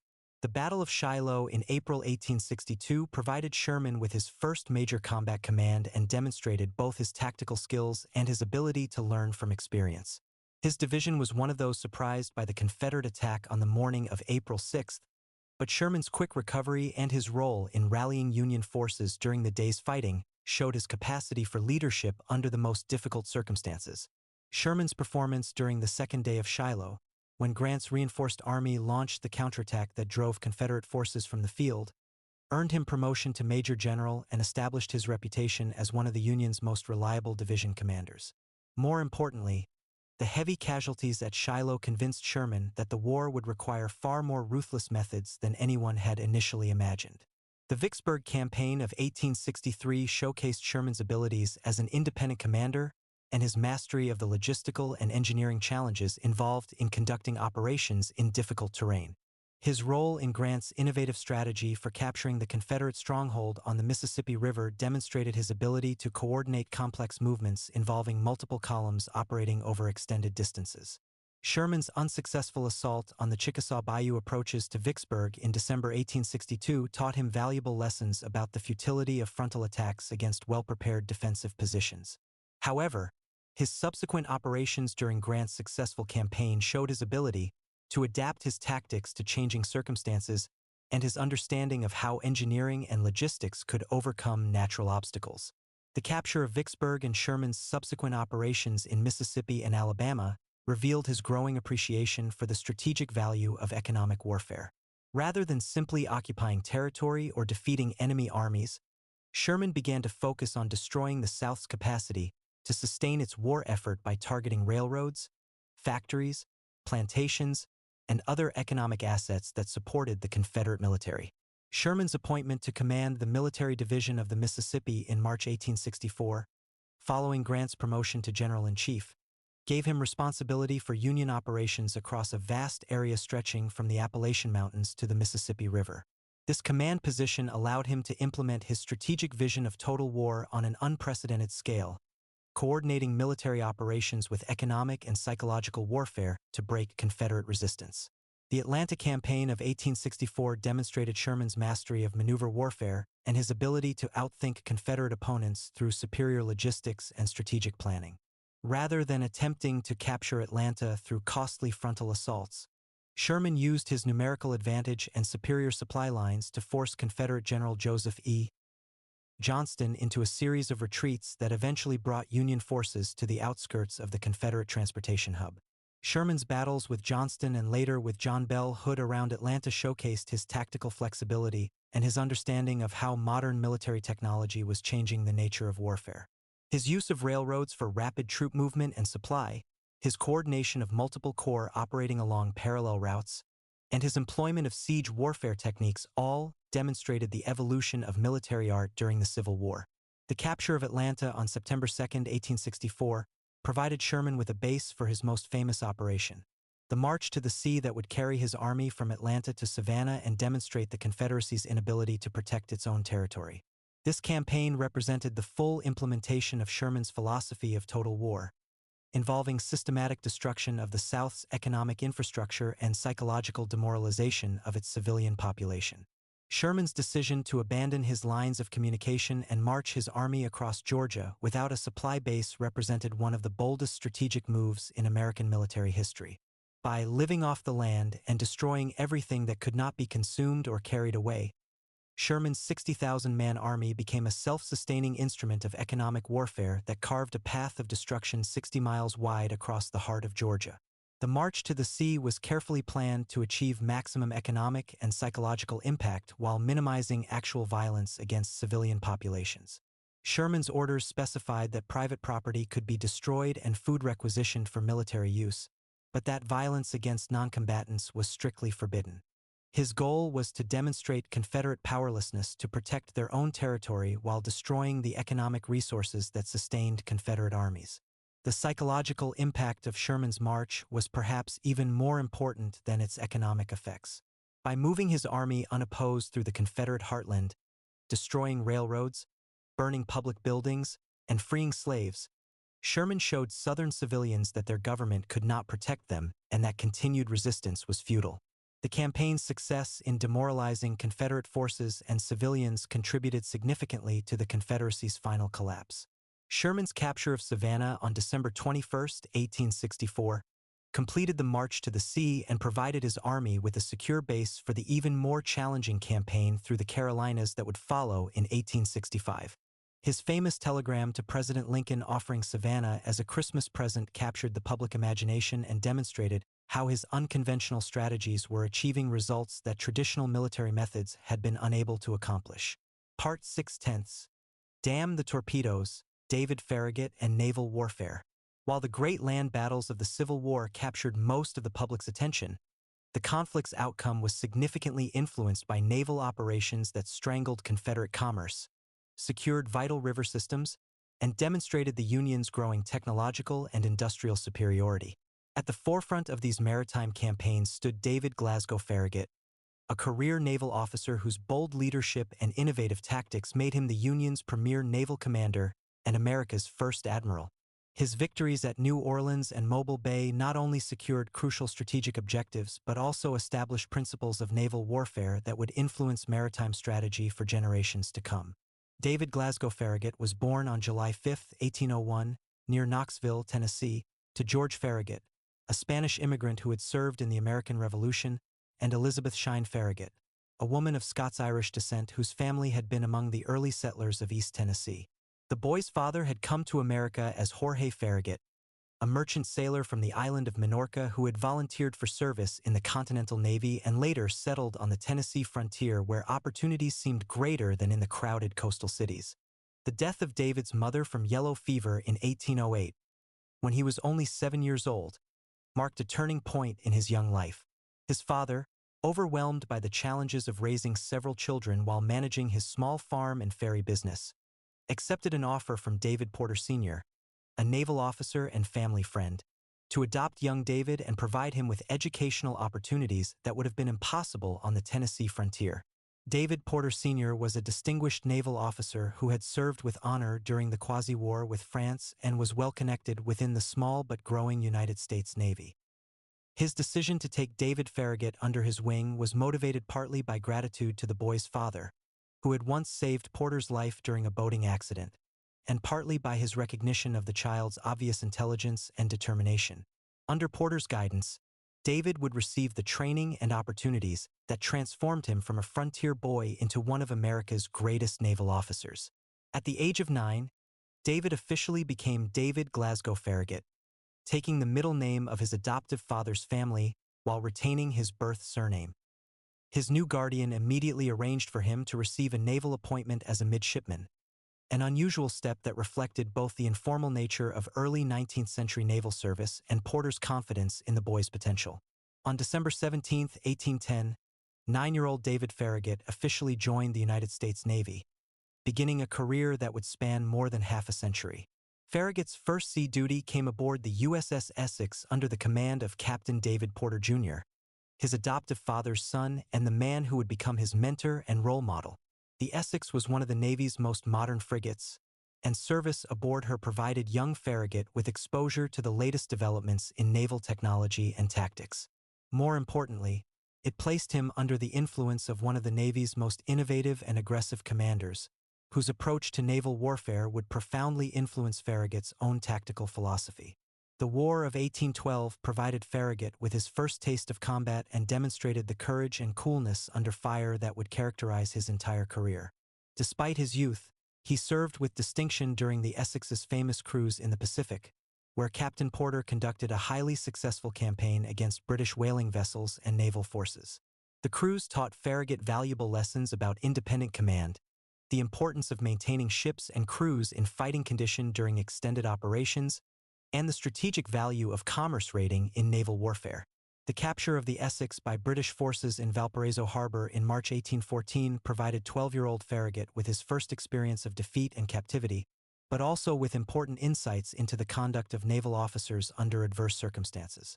Captain Porter's dignified behavior during the surrender and his crew's stoic acceptance of their fate impressed upon Farragut the importance of maintaining discipline and honor even in defeat, lessons that would guide his own conduct throughout his career. Following the War of 1812, Farragut continued his naval education through service aboard various vessels and assignments to shore duties that provided him with comprehensive training in all aspects of seamanship and naval operations. His service in the Mediterranean, the Caribbean, and along the American coast exposed him to different naval traditions and technologies, while allowing him to observe the rapid changes taking place in maritime warfare during the early 19th century. Farragut's promotion to lieutenant in 1825 marked his emergence as a mature naval officer with a solid reputation for professional competence and personal integrity. His assignments during the 1820s and 1830s included anti-piracy operations in the Caribbean, where he gained valuable experience in coastal warfare and the coordination of naval and military operations. These missions required the kind of independent judgment and tactical flexibility that would characterize his later Civil War commands. The evolution of naval technology during Farragut's early career profoundly influenced his understanding of maritime warfare and his appreciation for the importance of adapting tactics to changing technological capabilities. His service aboard both sailing vessels and early steamships gave him first-hand experience with the advantages and limitations of each type of propulsion, while his observation of early experiments with naval gunnery and armor convinced him that innovation and adaptation were essential for naval success. Farragut's marriage to Susan Caroline Marchant in 1824 provided him with the personal stability and domestic happiness that supported his professional advancement. Susan was the daughter of a prominent Norfolk, Virginia, family, and their marriage connected Farragut to the social networks that were important for career advancement in the antebellum Navy. However, Susan's death from yellow fever in 1840 left Farragut devastated and alone, struggling to cope with personal loss while maintaining his professional responsibilities. His second marriage to Virginia Loyal in 1843 brought renewed happiness and the birth of his son Loyal Farragut, who would follow his father into naval service and achieve distinction in his own right. Virginia's understanding of naval life and her support for her husband's career ambitions provided Farragut with the emotional foundation he needed to reach the pinnacle of his profession during the Civil War. The Mexican-American War offered Farragut opportunities for advancement and combat experience that prepared him for the greater challenges of the Civil War. His service in the Gulf of Mexico during the Mexican War familiarized him with the coastal waters, weather patterns, and tactical challenges that would be crucial during his later operations against Confederate ports. His participation in the blockade of Mexican ports also provided him with valuable experience in the kind of sustained naval operations that would be required during the Civil War. As tensions between North and South escalated during the 1850s, Farragut found himself in the difficult position of a Southern-born officer whose loyalty to the Union was never in doubt, but whose family and social connections were primarily in the South. His residence in Norfolk, Virginia, placed him at the center of the secession crisis, and his decision to remain loyal to the Union despite pressure from friends and neighbors demonstrated the strength of his commitment to the federal government and the Constitution. When Virginia seceded from the Union in April 1861, Farragut faced the same choice that confronted many military officers: whether to follow his state or remain loyal to the nation he had served for more than half a century. Unlike Robert E. Lee and other officers who chose to join the Confederacy, Farragut never wavered in his loyalty to the Union, reportedly declaring that he would stick to the flag regardless of the personal cost. Farragut's decision to relocate his family to New York following Virginia's secession reflected his understanding that remaining in Norfolk would be impossible for a Union naval officer. This move required considerable personal sacrifice, as it separated him from longtime friends and colleagues, while placing him in an unfamiliar environment where his Southern origins aroused suspicion among some Union supporters. The Union Navy's initial focus on establishing an effective blockade of Confederate ports provided Farragut with his first opportunity for significant command during the Civil War. His appointment to command the West Gulf Blockading Squadron in January 1862 gave him responsibility for one of the war's most challenging naval missions: the capture of New Orleans, the Confederacy's largest city and most important port. The New Orleans campaign of April 1862 showcased Farragut's tactical brilliance and his understanding of how technological innovation could overcome traditional defensive advantages. The Confederate defenses protecting New Orleans included two powerful forts, Fort Jackson and Fort St. Philip, which controlled the Mississippi River approaches to the city, as well as a chain barrier, fire rafts, and an improvised Confederate fleet that included the ironclad Louisiana. Farragut's plan for capturing New Orleans demonstrated his appreciation for the psychological as well as the physical aspects of naval warfare. Rather than attempting to reduce the Confederate forts through prolonged bombardment, which would have given Confederate forces time to strengthen their defenses and bring up reinforcements, Farragut chose to run past the forts at night with his entire fleet, accepting the risks of concentrated defensive fire in exchange for the opportunity to attack New Orleans directly. The Battle of Forts Jackson and St. Philip on April 24, 1862, represented one of the most daring naval operations in American history.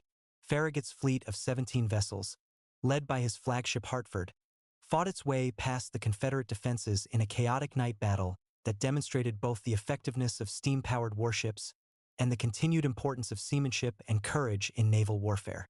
Farragut's personal leadership during the battle became legendary when his flagship was set afire by Confederate fire ships but continued to fight while the crew extinguished the flames. His calm demeanor under fire and his clear tactical directions to his captains held the fleet together during the most dangerous moments of the engagement and ensured that the Union force reached New Orleans with minimal losses. The capture of New Orleans on April 25, 1862, represented a strategic victory of immense importance for the Union cause. The city was not only the South's largest urban center and most important commercial hub, but also the key to controlling the lower Mississippi River. Farragut's victory opened the river to Union forces and began the process of splitting the Confederacy along the Mississippi, while also providing the Union with an important base for future operations in the Gulf of Mexico. The controversy surrounding Farragut's administration of occupied New Orleans revealed the challenges that military commanders faced when dealing with hostile civilian populations and complex political questions that went beyond purely military concerns. His relatively lenient policies toward Confederate sympathizers in the city drew criticism from radical Republicans who favored harsher measures, while his enforcement of federal authority angered Southerners who viewed him as a traitor to his region.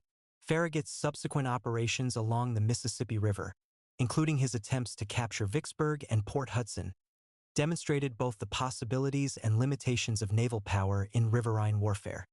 His fleet's ability to move rapidly along the river and deliver concentrated firepower against Confederate positions was balanced by the difficulty of capturing and holding strongly fortified positions without adequate military support.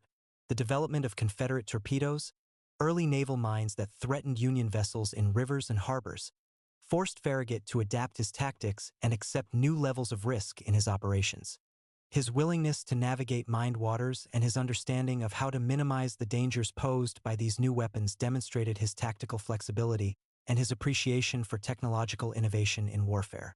Farragut's greatest victory came at the Battle of Mobile Bay on August 5, 1864, where his famous command, "Damn the torpedoes," "full speed ahead," became one of the most memorable quotations in American military history. The battle demonstrated his tactical brilliance, his understanding of how to coordinate different types of naval vessels in complex operations, and his ability to inspire his subordinates to extraordinary levels of performance under the most dangerous circumstances. The Mobile Bay campaign showcased the evolution of naval warfare during the Civil War, as Farragut's wooden warships and early monitors engaged Confederate ironclads and shore batteries in combat that demonstrated both the continued importance of traditional naval skills and the growing influence of industrial technology on maritime warfare. His victory secured Union control of Mobile Bay and eliminated the Confederacy's last major port on the Gulf of Mexico. Farragut's promotion to admiral in 1866, making him the first officer to hold that rank in the United States Navy, recognized not only his Civil War achievements but also his role in establishing the institutional foundations for America's emergence as a major naval power. His tactical innovations, his understanding of combined operations, and his demonstration of how naval forces could support broader strategic objectives influenced American naval thinking well into the 20th century. Part 710. The Voice of Freedom: Frederick Douglass and the Fight for African American Rights.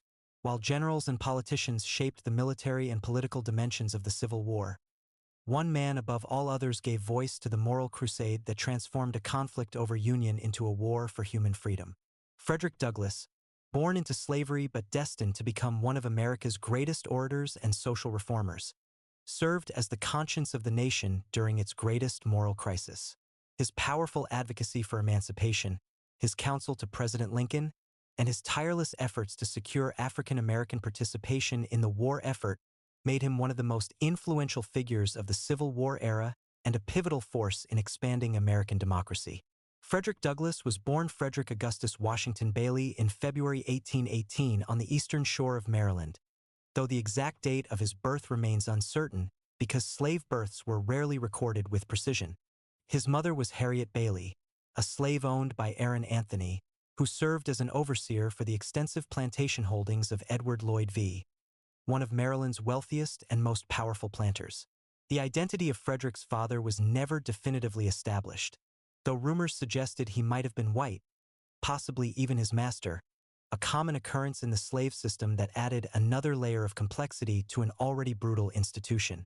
Frederick's earliest memories were shaped by the harsh realities of plantation life and the arbitrary cruelties that defined the slave system.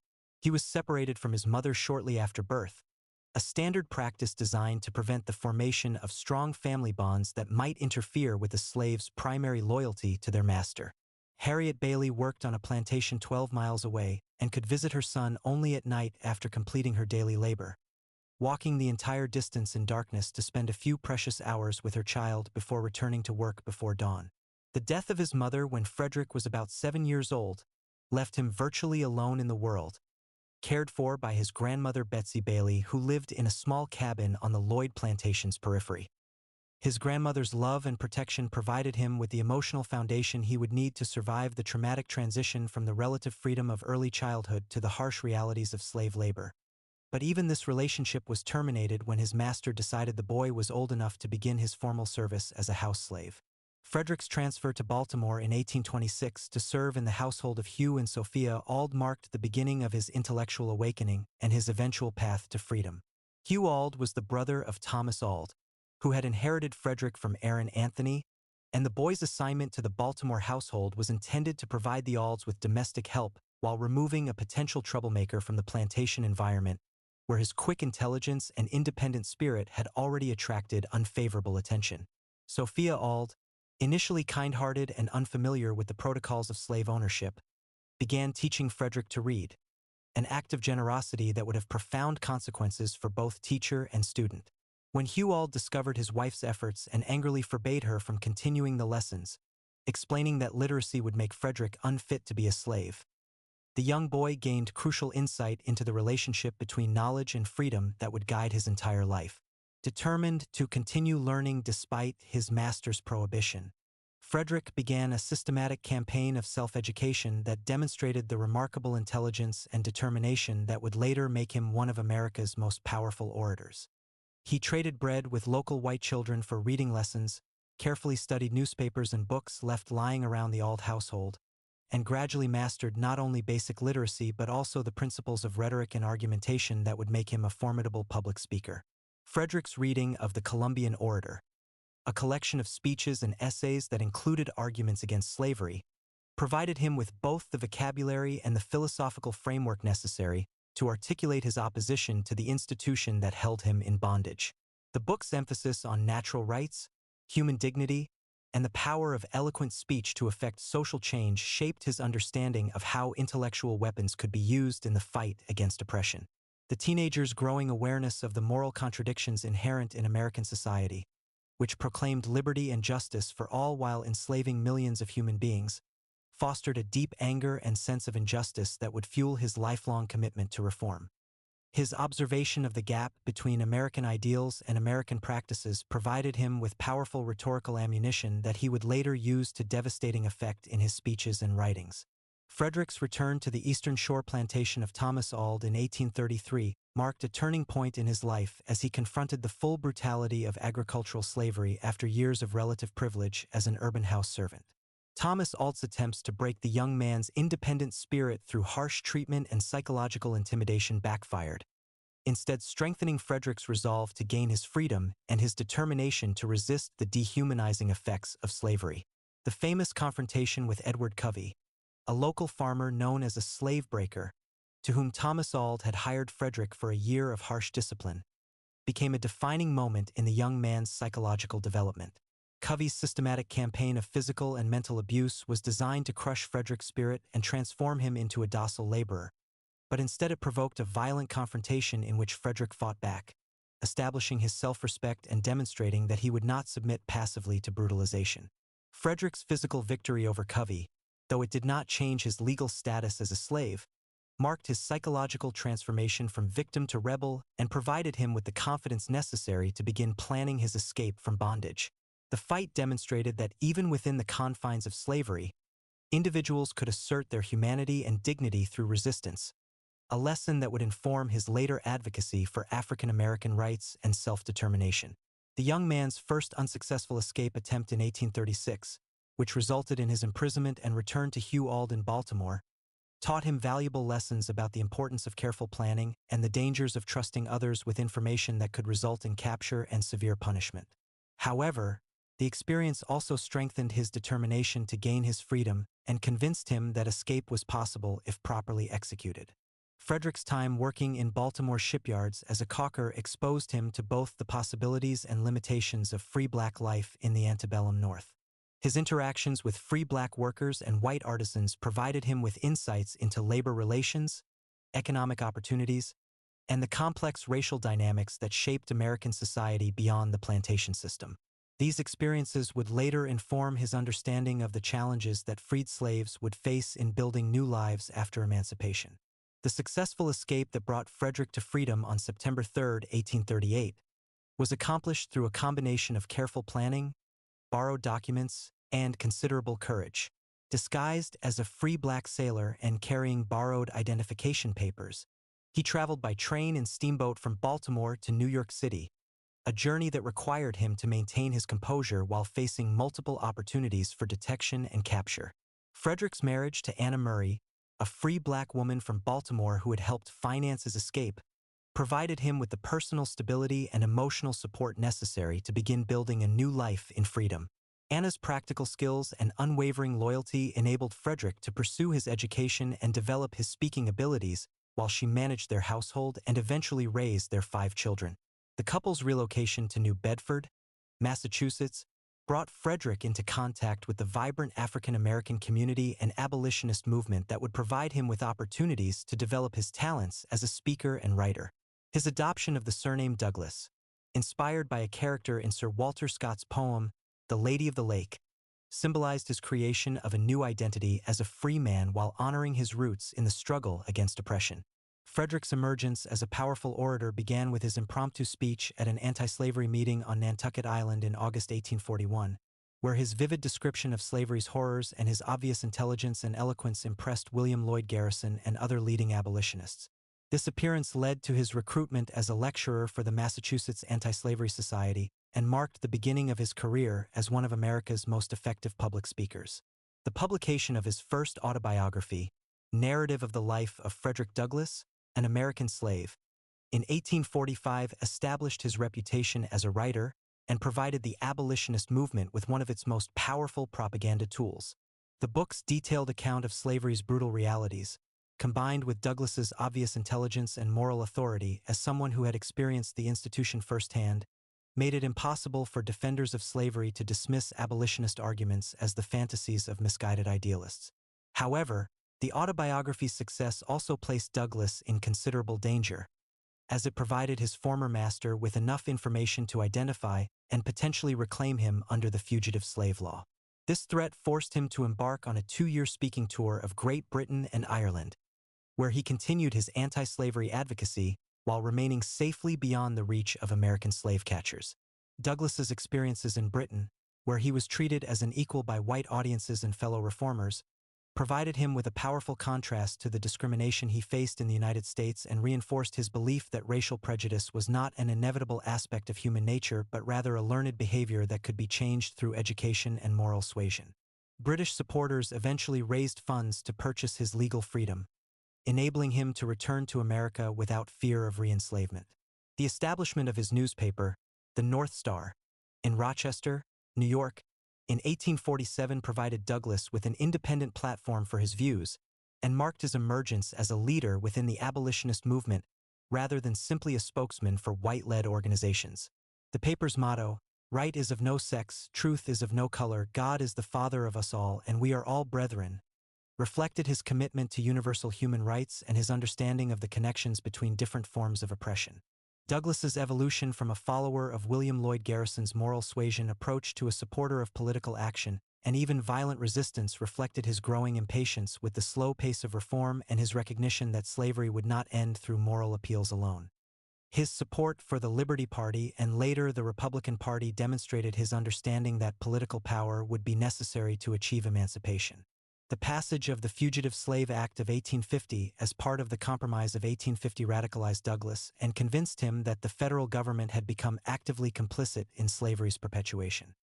His advocacy for violent resistance to slave catchers and his support for fugitive slaves who fought their captors marked a significant departure from his earlier commitment to peaceful resistance. Douglass's relationship with John Brown, the radical abolitionist who advocated armed resistance to slavery, illustrated his complex feelings about the use of violence in the fight against oppression. While he admired Brown's moral commitment and shared his belief that slavery was a war against African Americans that justified violent resistance, Douglass was too pragmatic to support Brown's impractical plan to establish a stronghold in the Virginia mountains from which to conduct guerrilla warfare against slaveholders. The election of Abraham Lincoln in 1860 presented Douglass with both opportunities and challenges as he sought to influence the new administration's policies toward slavery and African Americans.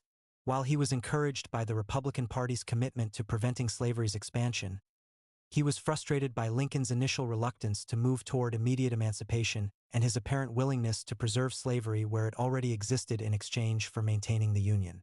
Douglass's criticism of Lincoln's early war policies, particularly his revocation of General John C. Fremont's Emancipation Proclamation in Missouri and his initial refusal to allow African Americans to serve in the Union Army, reflected his understanding that the war provided a unique opportunity to destroy slavery that might not come again.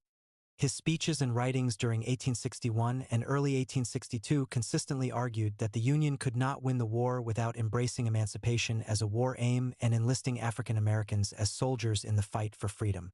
The transformation of the Civil War from a conflict over Union to a war for emancipation vindicated Douglass's early advocacy and provided him with opportunities to influence federal policy through his relationship with President Lincoln and other Republican leaders. His meetings with Lincoln demonstrated the president's growing appreciation for African American perspectives on the war and his recognition that Douglass's moral authority and political influence made him an important ally in building support for emancipation. Douglass's role in recruiting African American soldiers following the Emancipation Proclamation and the authorization of black military service demonstrated his understanding that military participation would be crucial for establishing African American claims to full citizenship after the war. His recruitment speeches emphasized both the military necessity of black service and its symbolic importance for proving African American patriotism and courage. Part August 10th. The President Who Failed: History, James Buchanan and the Road to Civil War. In the pantheon of American presidents, few figures have been judged as harshly by history as James Buchanan, the 15th President of the United States, whose administration presided over the final collapse of sectional compromise and the onset of the Civil War. A man of considerable diplomatic experience and political acumen, Buchanan entered the presidency with hopes of healing the nation's growing divisions over slavery, yet his cautious approach to leadership and his constitutional scruples about federal authority ultimately contributed to the crisis that would tear the country apart. His story illustrates how even well-intentioned leaders can fail when confronted with challenges that demand bold action and moral clarity. James Buchanan Jr. was born on April 23, 1791, in a log cabin near Messageburg, Pennsylvania, to James Buchanan Sr., an Irish immigrant who had built a successful trading business, and Elizabeth Spear Buchanan, a woman of Scots-Irish descent whose family had been among the early settlers of the Pennsylvania frontier. The eldest of 11 children, James grew up in comfortable circumstances that provided him with educational opportunities and social connections that would prove crucial to his later political career. Buchanan's father was a self-made man who had arrived in America with little more than determination and ambition, establishing himself first as a trader and later expanding into farming and real estate speculation. His success demonstrated the possibilities available to industrious immigrants in the young republic while instilling in his eldest son a deep respect for hard work, careful financial management, and gradual social advancement through legitimate means. The family's prosperity allowed James to receive an excellent education, first at local schools and later at Dickinson College in Carlisle, Pennsylvania, where he distinguished himself as a student with particular aptitude for classical languages, rhetoric, and debate. His academic achievements reflected both natural intelligence and the disciplined study habits that would characterize his entire career, though his college years were also marked by periods of rebellious behavior that nearly resulted in his expulsion. Following his graduation from Dickinson College in 1809, Buchanan began studying law in Lancaster, Pennsylvania, under the guidance of James Hopkins, a prominent attorney who provided him with thorough training in legal principles and courtroom advocacy. His legal education was comprehensive and rigorous, preparing him not only for practice but also for the kind of constitutional analysis that would be crucial to his later political career. Buchanan's admission to the Pennsylvania bar in 1812 coincided with the outbreak of the War of 1812, and he briefly served as a volunteer in a company of dragoons that marched to defend Baltimore against British attack.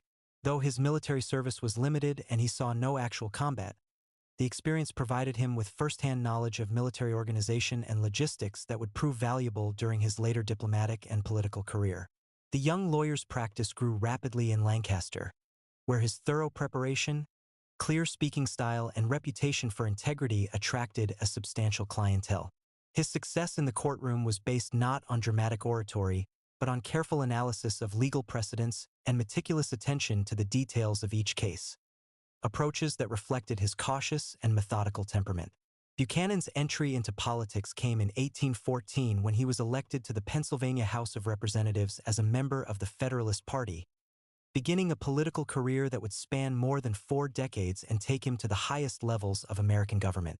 His early political speeches demonstrated the same careful reasoning and respect for constitutional principles that characterized his legal work, though critics sometimes found his approach overly cautious and lacking in inspirational vision. The collapse of the Federalist Party following the War of 1812 forced Buchanan to reinvent himself politically, and he eventually joined the Democratic Party, where his conservative instincts and constitutional scruples aligned well with the party's emphasis on limited federal government and strict construction of the Constitution. This political evolution reflected both practical considerations and genuine philosophical convictions about the proper role of government in American society. Buchanan's election to the U.S. House of Representatives in 1820 marked the beginning of his national political career and his emergence as one of Pennsylvania's most influential Democratic leaders. His service in Congress from 1821 to 1831 provided him with extensive experience in legislative affairs and exposed him to the growing sectional tensions over slavery that would dominate American politics for the next 4 decades. During his congressional years, Buchanan developed a reputation as a careful student of constitutional law and a defender of Southern rights within the Democratic Party coalition. His support for the Missouri Compromise of 1820 reflected his belief that sectional differences could be resolved through careful negotiation and mutual compromise, a philosophy that would guide his approach to the slavery question throughout his career. Buchanan's appointment as minister to Russia by President Andrew Jackson in 1832 began his distinguished diplomatic career and provided him with valuable experience in international negotiations. His success in negotiating a commercial treaty with Russia demonstrated his skill in complex diplomatic bargaining and his ability to represent American interests effectively in foreign capitals. His subsequent service as U.S. Senator from Pennsylvania from 1834 to 1845 established him as one of the Democratic Party's leading figures and a potential presidential candidate. His Senate career was marked by consistent support for Democratic policies, including opposition to the National Bank, support for westward expansion, and defense of Southern interests on slavery-related issues. Buchanan's appointment as minister to Great Britain by President James K. Polk in 1845 represented the pinnacle of his diplomatic career and provided him with crucial experience in managing America's most important foreign relationship. His service in London during the critical period of the Oregon boundary dispute and the Mexican-American War demonstrated his ability to maintain peaceful relations with Britain while defending American territorial claims. The Ostend Manifesto of 1854, which Buchanan helped draft as minister to Britain, reflected his support for American expansion and his belief that the acquisition of Cuba would serve both national interests and the Democratic Party's political needs. The document's controversial call for the United States to purchase or, if necessary, seize Cuba from Spain illustrated Buchanan's willingness to pursue aggressive policies when he believed American interests were at stake. Buchanan's absence from the country during the Kansas-Nebraska controversy of 1854 to 1855 proved advantageous for his presidential ambitions, as it allowed him to avoid taking positions on the divisive issue that damaged other Democratic leaders. His return to America in 1856 found him well-positioned to seek the Democratic presidential nomination as a candidate who could appeal to both northern and southern wings of the party. The Democratic National Convention of 1856 in Cincinnati nominated Buchanan for president after a bitter contest that reflected the party's growing internal divisions over slavery. His nomination represented a victory for the party's moderate wing, which hoped that his diplomatic experience and constitutional conservatism would enable him to heal sectional divisions and preserve party unity. Buchanan's campaign against Republican candidate John C. Fremont and American Party candidate Millard Fillmore was conducted largely on the issue of preserving the Union against the threat of sectional extremism. His victory in the election, though decisive in the Electoral College, was achieved with less than a majority of the popular vote and depended heavily on Southern support, limiting his ability to pursue policies that might antagonize his regional base. The president-elect's inaugural address on March 4, 1857, reflected his hope that the Supreme Court's pending decision in the Dred Scott case would resolve the constitutional questions surrounding slavery in the territories and remove the issue from political debate. His apparent advanced knowledge of the court's decision and his public endorsement of its authority demonstrated either remarkable prescience or inappropriate coordination between the executive and judicial branches. The Dred Scott decision, announced just 2 days after Buchanan's inauguration, declared that Congress had no power to prohibit slavery in federal territories and that African Americans could not be citizens of the United States. Rather than settling the slavery question as Buchanan had hoped, the decision inflamed sectional tensions and strengthened Republican arguments that a slave power conspiracy was subverting American democracy. Buchanan's support for the Lecompton Constitution in Kansas, which would have admitted the territory as a slave state despite clear evidence that most residents opposed slavery, represented one of the most controversial decisions of his presidency. His insistence that the Constitution was legally valid regardless of popular opinion demonstrated his prioritization of constitutional technicalities over democratic principles and his willingness to alienate Northern Democrats to satisfy Southern demands. The fierce opposition to the Lecompton Constitution led by Senator Stephen A. Douglas of Illinois split the Democratic Party and destroyed Buchanan's effectiveness as a political leader. Douglas's argument that popular sovereignty required genuine majority consent rather than procedural manipulation resonated with many Northern Democrats who viewed Buchanan's position as a betrayal of democratic principles. The economic crisis known as the Panic of 1857, which began shortly after Buchanan took office, complicated his presidency and limited his political options. The financial collapse, which hit northern industrial areas particularly hard while leaving the agricultural South relatively unaffected, reinforced sectional tensions and strengthened arguments about the superiority of different economic systems. Buchanan's response to the economic crisis reflected his constitutional conservatism and his belief in limited federal government. His refusal to support federal relief measures or infrastructure spending to stimulate recovery demonstrated his commitment to strict constitutional construction, but also his failure to recognize how government action might address national emergencies. The John Brown raid on Harper's Ferry in October 1859 presented Buchanan with a crisis that tested his ability to maintain law and order while avoiding actions that might inflame sectional tensions. His deployment of federal troops to suppress the raid and his prosecution of Brown for treason demonstrated his commitment to enforcing federal law, but the incident's impact on national politics was beyond his control. Brown's execution in December 1859 made him a martyr in much of the North while confirming Southern fears about Northern intentions regarding slavery. Buchanan's handling of the crisis, while legally correct, did nothing to calm the escalating sectional tensions that were driving the country toward dissolution.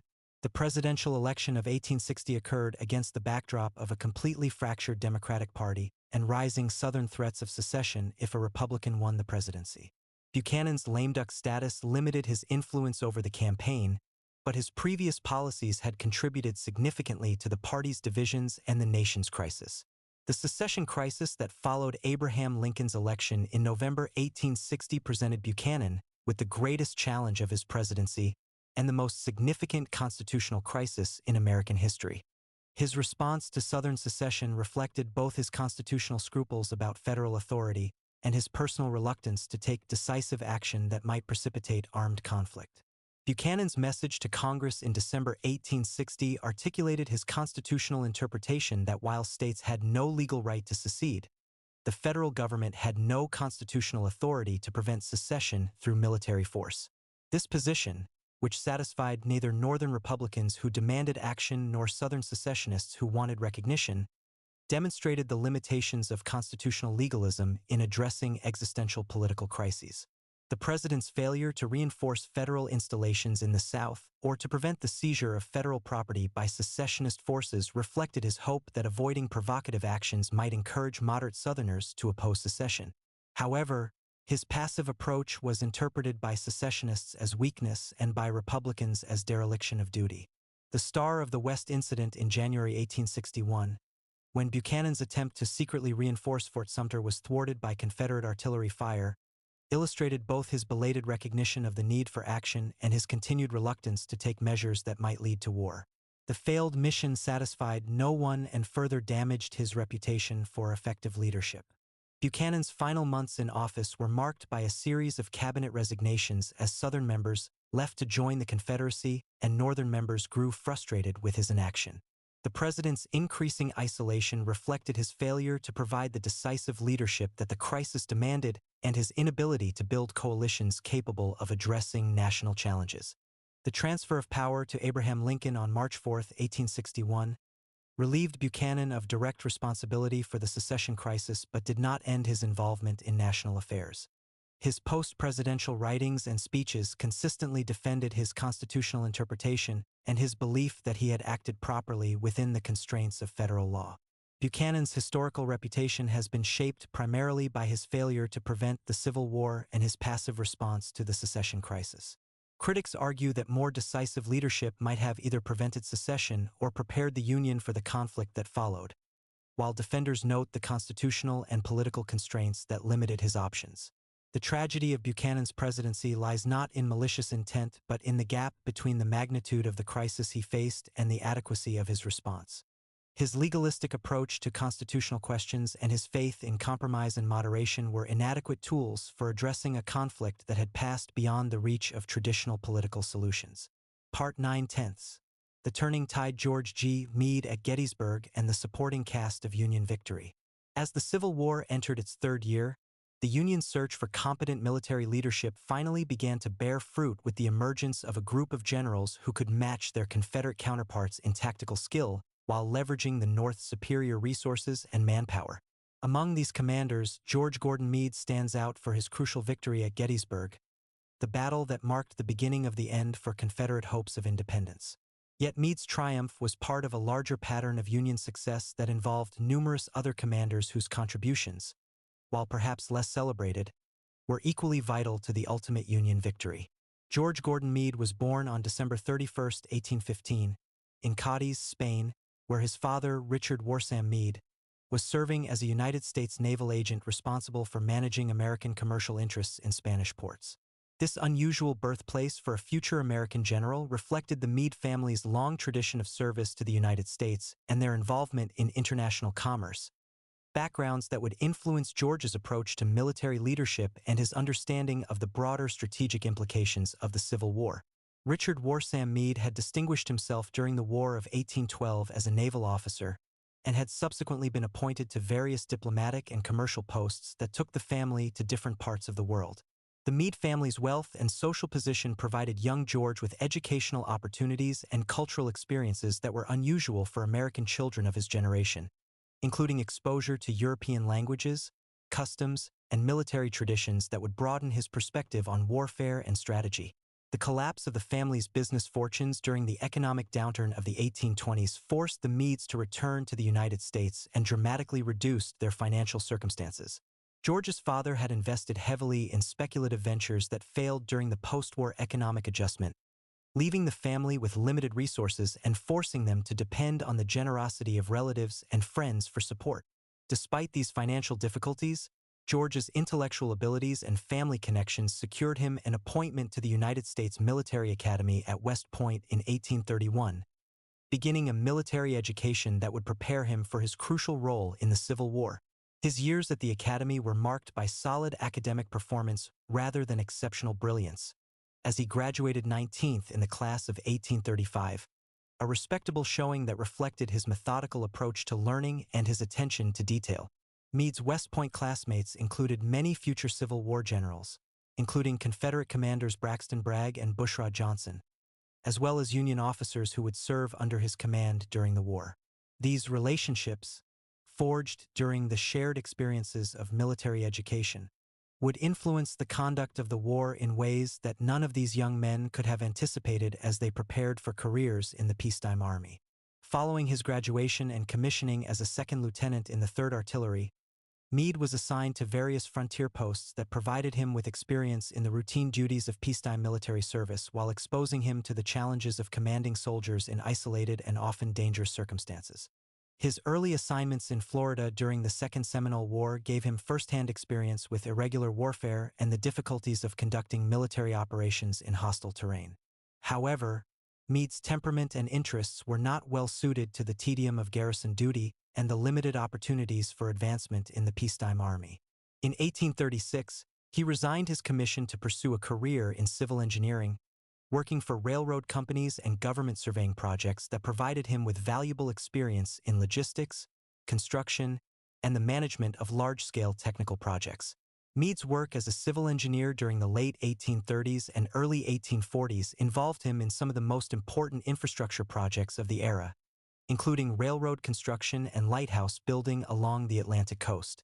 These experiences gave him practical knowledge of construction techniques, supply chain management, and project coordination that would prove invaluable during his later military service, when his ability to organize complex logistical operations would be crucial to his success as a field commander. The outbreak of the Mexican-American War in 1846 provided Meade with an opportunity to return to military service, and he accepted a commission as a first lieutenant in the Corps of Topographical Engineers. His service during the Mexican War included participation in several major battles, including the Siege of Veracruz and the advance on Mexico City, where he distinguished himself through his skill in reconnaissance and his ability to adapt engineering principles to tactical situations. Meade's performance during the Mexican War earned him promotion to captain and established his reputation as a competent and reliable officer who could be trusted with important responsibilities. His work in mapping Mexican territory and planning military operations provided him with valuable experience in the kind of detailed preparation and careful analysis that would characterize his approach to command during the Civil War. Following the Mexican War, Meade returned to his engineering duties, spending the 1850s involved in various construction projects, including lighthouse building along the Atlantic and Gulf coasts. This work required him to manage complex projects involving multiple contractors, diverse workforces, and challenging technical problems, experiences that developed his administrative skills and his ability to coordinate different types of resources toward common objectives.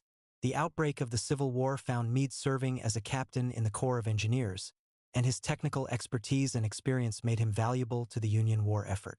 His promotion to Brigadier General of Volunteers in August 1861 reflected both his professional competence and the Union's desperate need for officers with engineering and construction experience who could organize and train the massive volunteer armies that were being raised to suppress the rebellion. Meade's early Civil War service included participation in the Peninsula Campaign under George B. McClellan, where he commanded a brigade of Pennsylvania volunteers in the Army of the Potomac. His performance during the 7 Days battles demonstrated his ability to maintain unit cohesion under pressure and his skill in defensive operations, though he was severely wounded at the Battle of Glendale and required several months to recover from his injuries.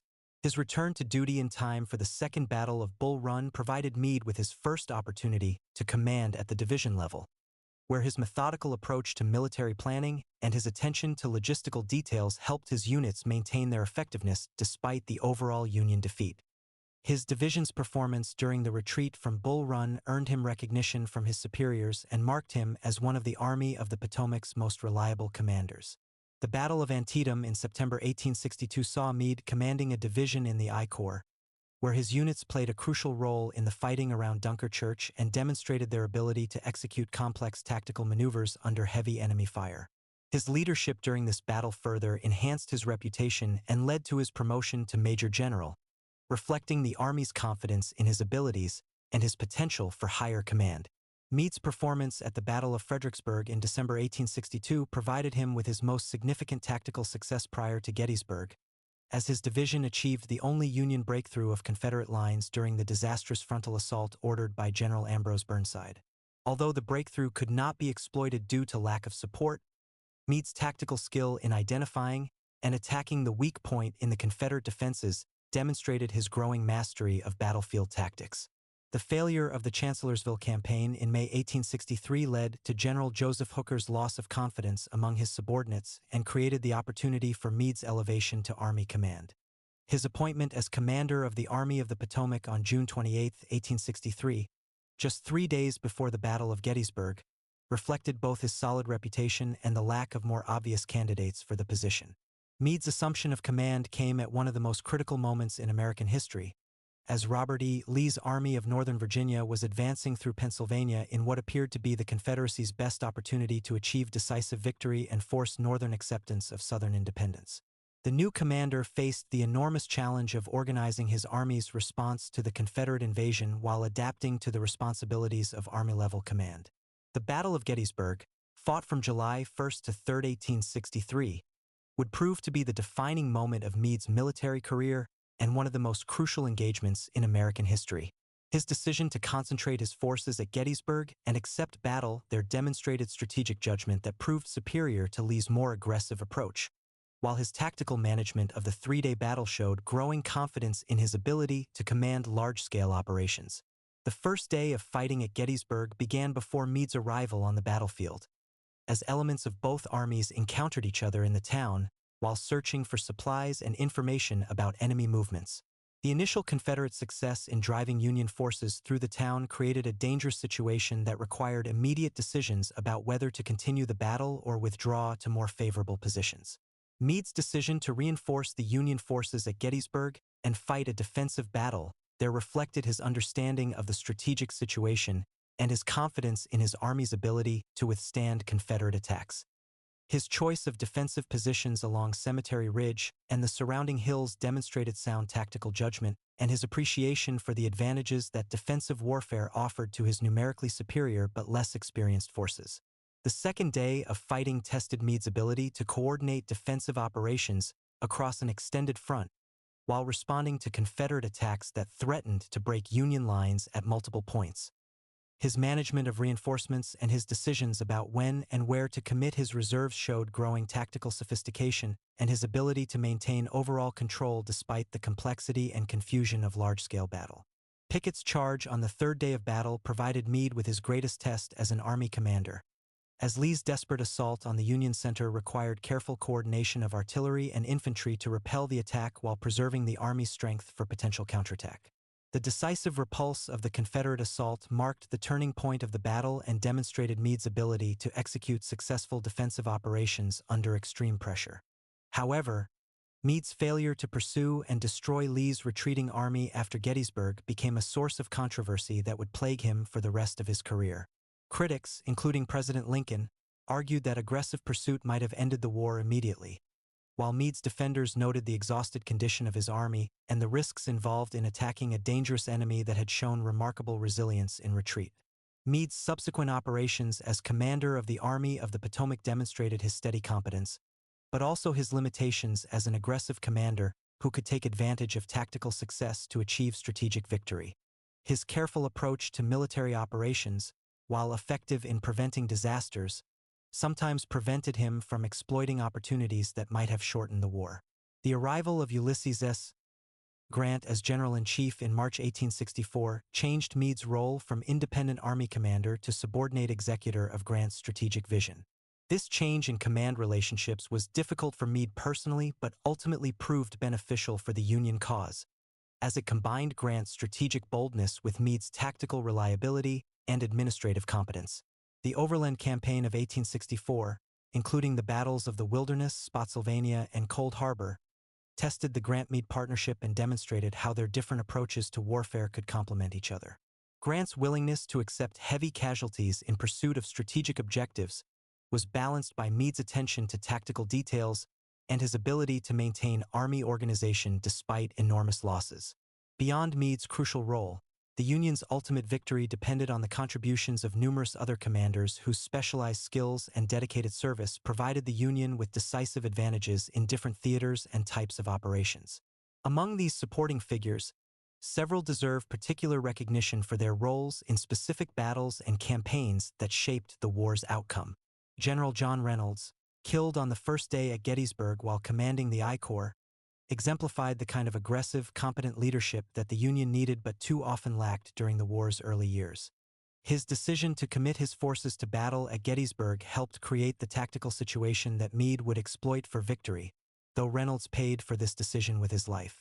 General Winfield Scott Hancock, known as Hancock the Superb for his outstanding performance as a Corps commander, provided the Army of the Potomac with one of its most reliable and inspiring leaders.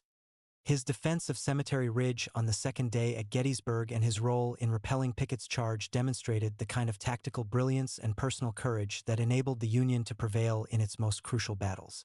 General Joshua Lawrence Chamberlain's defense of Little Round Top at Gettysburg became one of the war's most celebrated examples of small unit leadership and tactical innovation. His famous bayonet charge that saved the Union left flank demonstrated how individual initiative and courage could influence the outcome of major battles and change the course of history. Part 10/10. The Final Act: Victory, Tragedy, and the Legacy of Leadership. As 1864 turned to 1865, the combined efforts of Abraham Lincoln, Ulysses S. Grant, William Tecumseh Sherman, and their fellow Union commanders had finally brought the Confederacy to the brink of collapse. The coordinated strategy that Grant had implemented as General-in-Chief was succeeding where previous piecemeal approaches had failed, applying sustained pressure on all Confederate armies simultaneously, while Sherman's march to the sea had demonstrated the Union's ability to strike at the very heart of Southern society. Yet even as military victory seemed assured, the greatest challenges lay ahead in determining what kind of nation would emerge from the crucible of civil war, and how the principles for which so many had died would be translated into lasting political and social change. The winter of 1864 to 1865 found Abraham Lincoln at the pinnacle of his political power, having secured re-election against Democratic challenger George B. McClellan by emphasizing both his commitment to Union victory and his vision of national reconstruction based on reconciliation rather than revenge. His second inaugural address, delivered on March 4, 1865, captured the moral complexity of the moment with its famous appeal to bind up the nation's wounds, while acknowledging that the war might continue until every drop of blood drawn with the lash shall be paid by another drawn with the sword. Lincoln's evolution during the war years had transformed him from a prairie lawyer and politician into one of history's great wartime leaders. a man whose combination of political pragmatism and moral vision enabled him to navigate the unprecedented challenges of preserving constitutional government while fighting a total war for national survival. His relationship with his generals, particularly Grant, had evolved from initial uncertainty to complete mutual trust, creating the kind of effective civil-military partnership that democratic societies require during existential crises. The president's approach to military leadership during the final months of the war demonstrated his growing confidence in his own strategic judgment and his understanding of how political and military objectives needed to be coordinated to achieve lasting victory. His support for Grant's aggressive strategy, despite enormous casualties, reflected his recognition that only complete military defeat would convince the South to abandon its independence struggle and accept the political changes that reunion would require. Grant's final campaigns of 1864 to 1865 showcased the strategic vision and operational skills that made him the Union's most effective general and one of the great military leaders in American history. The coordination of simultaneous offensives across multiple theaters, his own advance toward Richmond, Sherman's march through Georgia and the Carolinas, and supporting operations in other regions, demonstrated his understanding of how modern warfare required comprehensive strategies that went beyond individual battles to address entire enemy systems of resistance. The Siege of Petersburg, which lasted from June 1864 to April 1865, illustrated Grant's evolution from the aggressive tactician of earlier campaigns to a mature strategic commander who understood when to accept slower but more certain approaches to victory. Rather than continuing the costly frontal assaults that had characterized the Overland Campaign, Grant settled into siege warfare that gradually strangled Confederate supply lines while preserving Union strength for the final decisive operations. Grant's relationship with Robert E. Lee during these final months took on an almost ceremonial quality, as both commanders understood that they were playing out the final act of a great historical drama whose outcome was no longer in doubt. Their mutual respect, forged through years of combat against each other, would culminate in the dignified surrender ceremony at Appomattox Courthouse that set the tone for national reconciliation in the war's aftermath. Sherman's Carolina campaign of early 1865 completed his transformation of American military strategy and demonstrated how warfare could be directed against entire societies rather than simply enemy armies.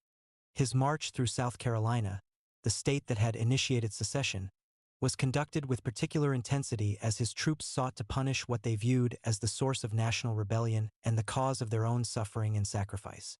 The psychological impact of Sherman's operations proved even more devastating to Confederate morale than their material effects, as Southern civilians witnessed their government's complete inability to protect them from Union forces that moved with apparent impunity through the Confederate heartland. The collapse of civilian support for the war effort that followed Sherman's campaigns contributed significantly to the Confederate military's final disintegration. Sherman's famous meeting with Confederate General Joseph E. Johnston to negotiate the surrender of Confederate forces in North Carolina revealed both his strategic brilliance and his political limitations, as his initial surrender terms went far beyond his military authority and had to be repudiated by the Lincoln administration. However, his eventual success in securing Johnston's surrender eliminated the last major Confederate army in the field and effectively ended organized resistance to Union authority. Frederick Douglass's role during the war's final phase demonstrated how African American leaders had become essential partners in defining the conflict's meaning and ensuring that military victory would be translated into meaningful social change. His advocacy for African American voting rights and his insistence that emancipation be accompanied by full citizenship reflected his understanding that the war's sacrifices would be meaningless unless they produced fundamental changes in American race relations. Douglass's meetings with Lincoln during 1864 and 1865 illustrated the growing partnership between the president and African American leaders who shared his commitment to making the war's outcome serve the cause of human freedom. Their collaboration in recruiting black soldiers and defining Reconstruction policies demonstrated how the war had created new forms of political cooperation that transcended traditional racial boundaries. The tragic assassination of Abraham Lincoln on April 14, 1865, just days after Lee's surrender at Appomattox, robbed the nation of the leader who was uniquely qualified to guide the country through the challenges of Reconstruction and reconciliation. Lincoln's death transformed him instantly from a controversial wartime president into a martyred symbol of national unity and democratic ideals, but it also deprived the country of his political skills and moral authority when they were most needed. The circumstances of Lincoln's assassination, carried out by actor John Wilkes Booth as part of a Confederate conspiracy to revive Southern resistance, demonstrated how the war's hatreds and divisions would continue to influence American politics long after the formal end of hostilities. Booth's belief that killing Lincoln would somehow restore Confederate fortunes reflected the delusional thinking that had characterized much of the Southern secession movement from its beginning. Vice President Andrew Johnson's succession to the presidency created new uncertainties about Reconstruction policy and the federal government's commitment to protecting the rights of freed slaves. Johnson's personal background as a Tennessee Democrat who had remained loyal to the Union during the war suggested possible continuity with Lincoln's moderate approach to Reconstruction, but his actual policies would prove far less committed to racial equality and Southern transformation. The contrast between Lincoln's vision of Reconstruction based on malice toward none, charity for all, and the harsh realities of post-war Southern resistance to change illustrated the enormous challenges that faced American society as it attempted to translate military victory into lasting political and social progress. The failure to achieve the kind of fundamental transformation that many had hoped would result from Union victory demonstrated the limitations of what even the most successful military campaigns could accomplish. Ulysses S. Grant's elevation to the presidency in 1868 represented the natural culmination of his wartime success and the country's desire for leadership that could complete the work that Lincoln had begun. However, Grant's presidency would reveal the significant differences between military and political leadership, as skills that had made him an outstanding general proved less applicable to the challenges of peacetime governance and partisan politics. The legacy of Civil War military leadership extends far beyond the immediate outcome of the conflict to influence American strategic thinking and military doctrine for generations to come. Grant's understanding of how industrial warfare required coordination of multiple theaters and his willingness to accept heavy casualties in pursuit of strategic objectives became foundational principles of American military strategy through 2 world wars and beyond. Sherman's development of total war concepts that targeted enemy societies rather than simply enemy armies prefigured the strategic bombing campaigns and economic warfare of the 20th century, while his recognition of warfare's psychological dimensions influenced military thinking about the relationship between public morale and military effectiveness. The Civil War leadership experience also demonstrated the crucial importance of effective civil-military relationships in democratic societies facing existential threats. Lincoln's evolution from an inexperienced commander-in-chief to a sophisticated strategist who could coordinate political and military objectives provided a model for how democratic leaders could exercise effective wartime authority without undermining constitutional principles. Perhaps most importantly, the Civil War leadership experience illustrated how moral clarity about fundamental issues could provide the foundation for effective decision-making under the most difficult circumstances. Lincoln's growing conviction that the war must result in slavery's complete abolition, Grant's understanding that only total victory would preserve the Union, and Douglas's insistence that emancipation must be accompanied by full citizenship rights demonstrated how clear moral vision could guide effective action even when immediate tactical choices remained ambiguous. The international implications of Union victory and the leadership that achieved it extended far beyond American borders to influence global perceptions of democratic government and human rights. The successful preservation of the United States as a unified democratic republic demonstrated that popular government could survive existential challenges, while the abolition of slavery advanced the cause of human freedom worldwide. European observers who had initially expected the American experiment in democracy to fail were forced to reassess their assumptions about the viability of popular government and the possibilities for social progress through political action. The Union's military success and the leadership that achieved it became inspiration for democratic movements throughout the world, while demonstrating that moral principles could serve as the foundation for effective political and military strategy. The personal costs of Civil War leadership were enormous for all who bore responsibility for the conflict's outcome. Lincoln's physical and emotional deterioration during his presidency reflected the enormous burdens of wartime leadership, while Grant's post-war struggles with financial difficulties and illness demonstrated how even the most successful military careers could be followed by personal tragedy. Yet the achievements of Civil War leadership endure as testimony to what can be accomplished when individuals rise to meet the challenges of their historical moment with courage, wisdom, and moral conviction. The preservation of the Union, the abolition of slavery, and the expansion of American democracy that resulted from their efforts created the foundation for the United States' emergence as a global power and beacon of human freedom. The story of Abraham Lincoln, Ulysses S. Grant, William Tecumseh Sherman, Frederick Douglass, and their contemporaries reminds us that history is made by individuals who choose to act with courage and principle when confronted with seemingly impossible challenges. Their legacy continues to inspire leaders facing their own tests of character and conviction, demonstrating that ordinary human beings can achieve extraordinary results when they dedicate themselves to causes larger than their own immediate interests. As we reflect on their accomplishments and sacrifices, we are reminded that democracy and human freedom are not inevitable outcomes of historical progress, but rather the products of conscious choice and sustained effort by individuals willing to pay the price for principles they hold dear. The Civil War generation's success in preserving the Union and expanding human freedom provides both inspiration and guidance for contemporary Americans facing their own challenges to democratic governance and human dignity. In the end, the greatest lesson of Civil War leadership may be that moral vision and practical effectiveness need not be opposing forces, but can instead reinforce each other when leaders possess the wisdom to understand how fundamental principles can guide tactical decisions and the courage to act on their convictions regardless of immediate political costs. The leaders who preserved the Union and freed the slaves demonstrated that American democracy at its best can serve not only the interests of its own citizens but the cause of human freedom everywhere.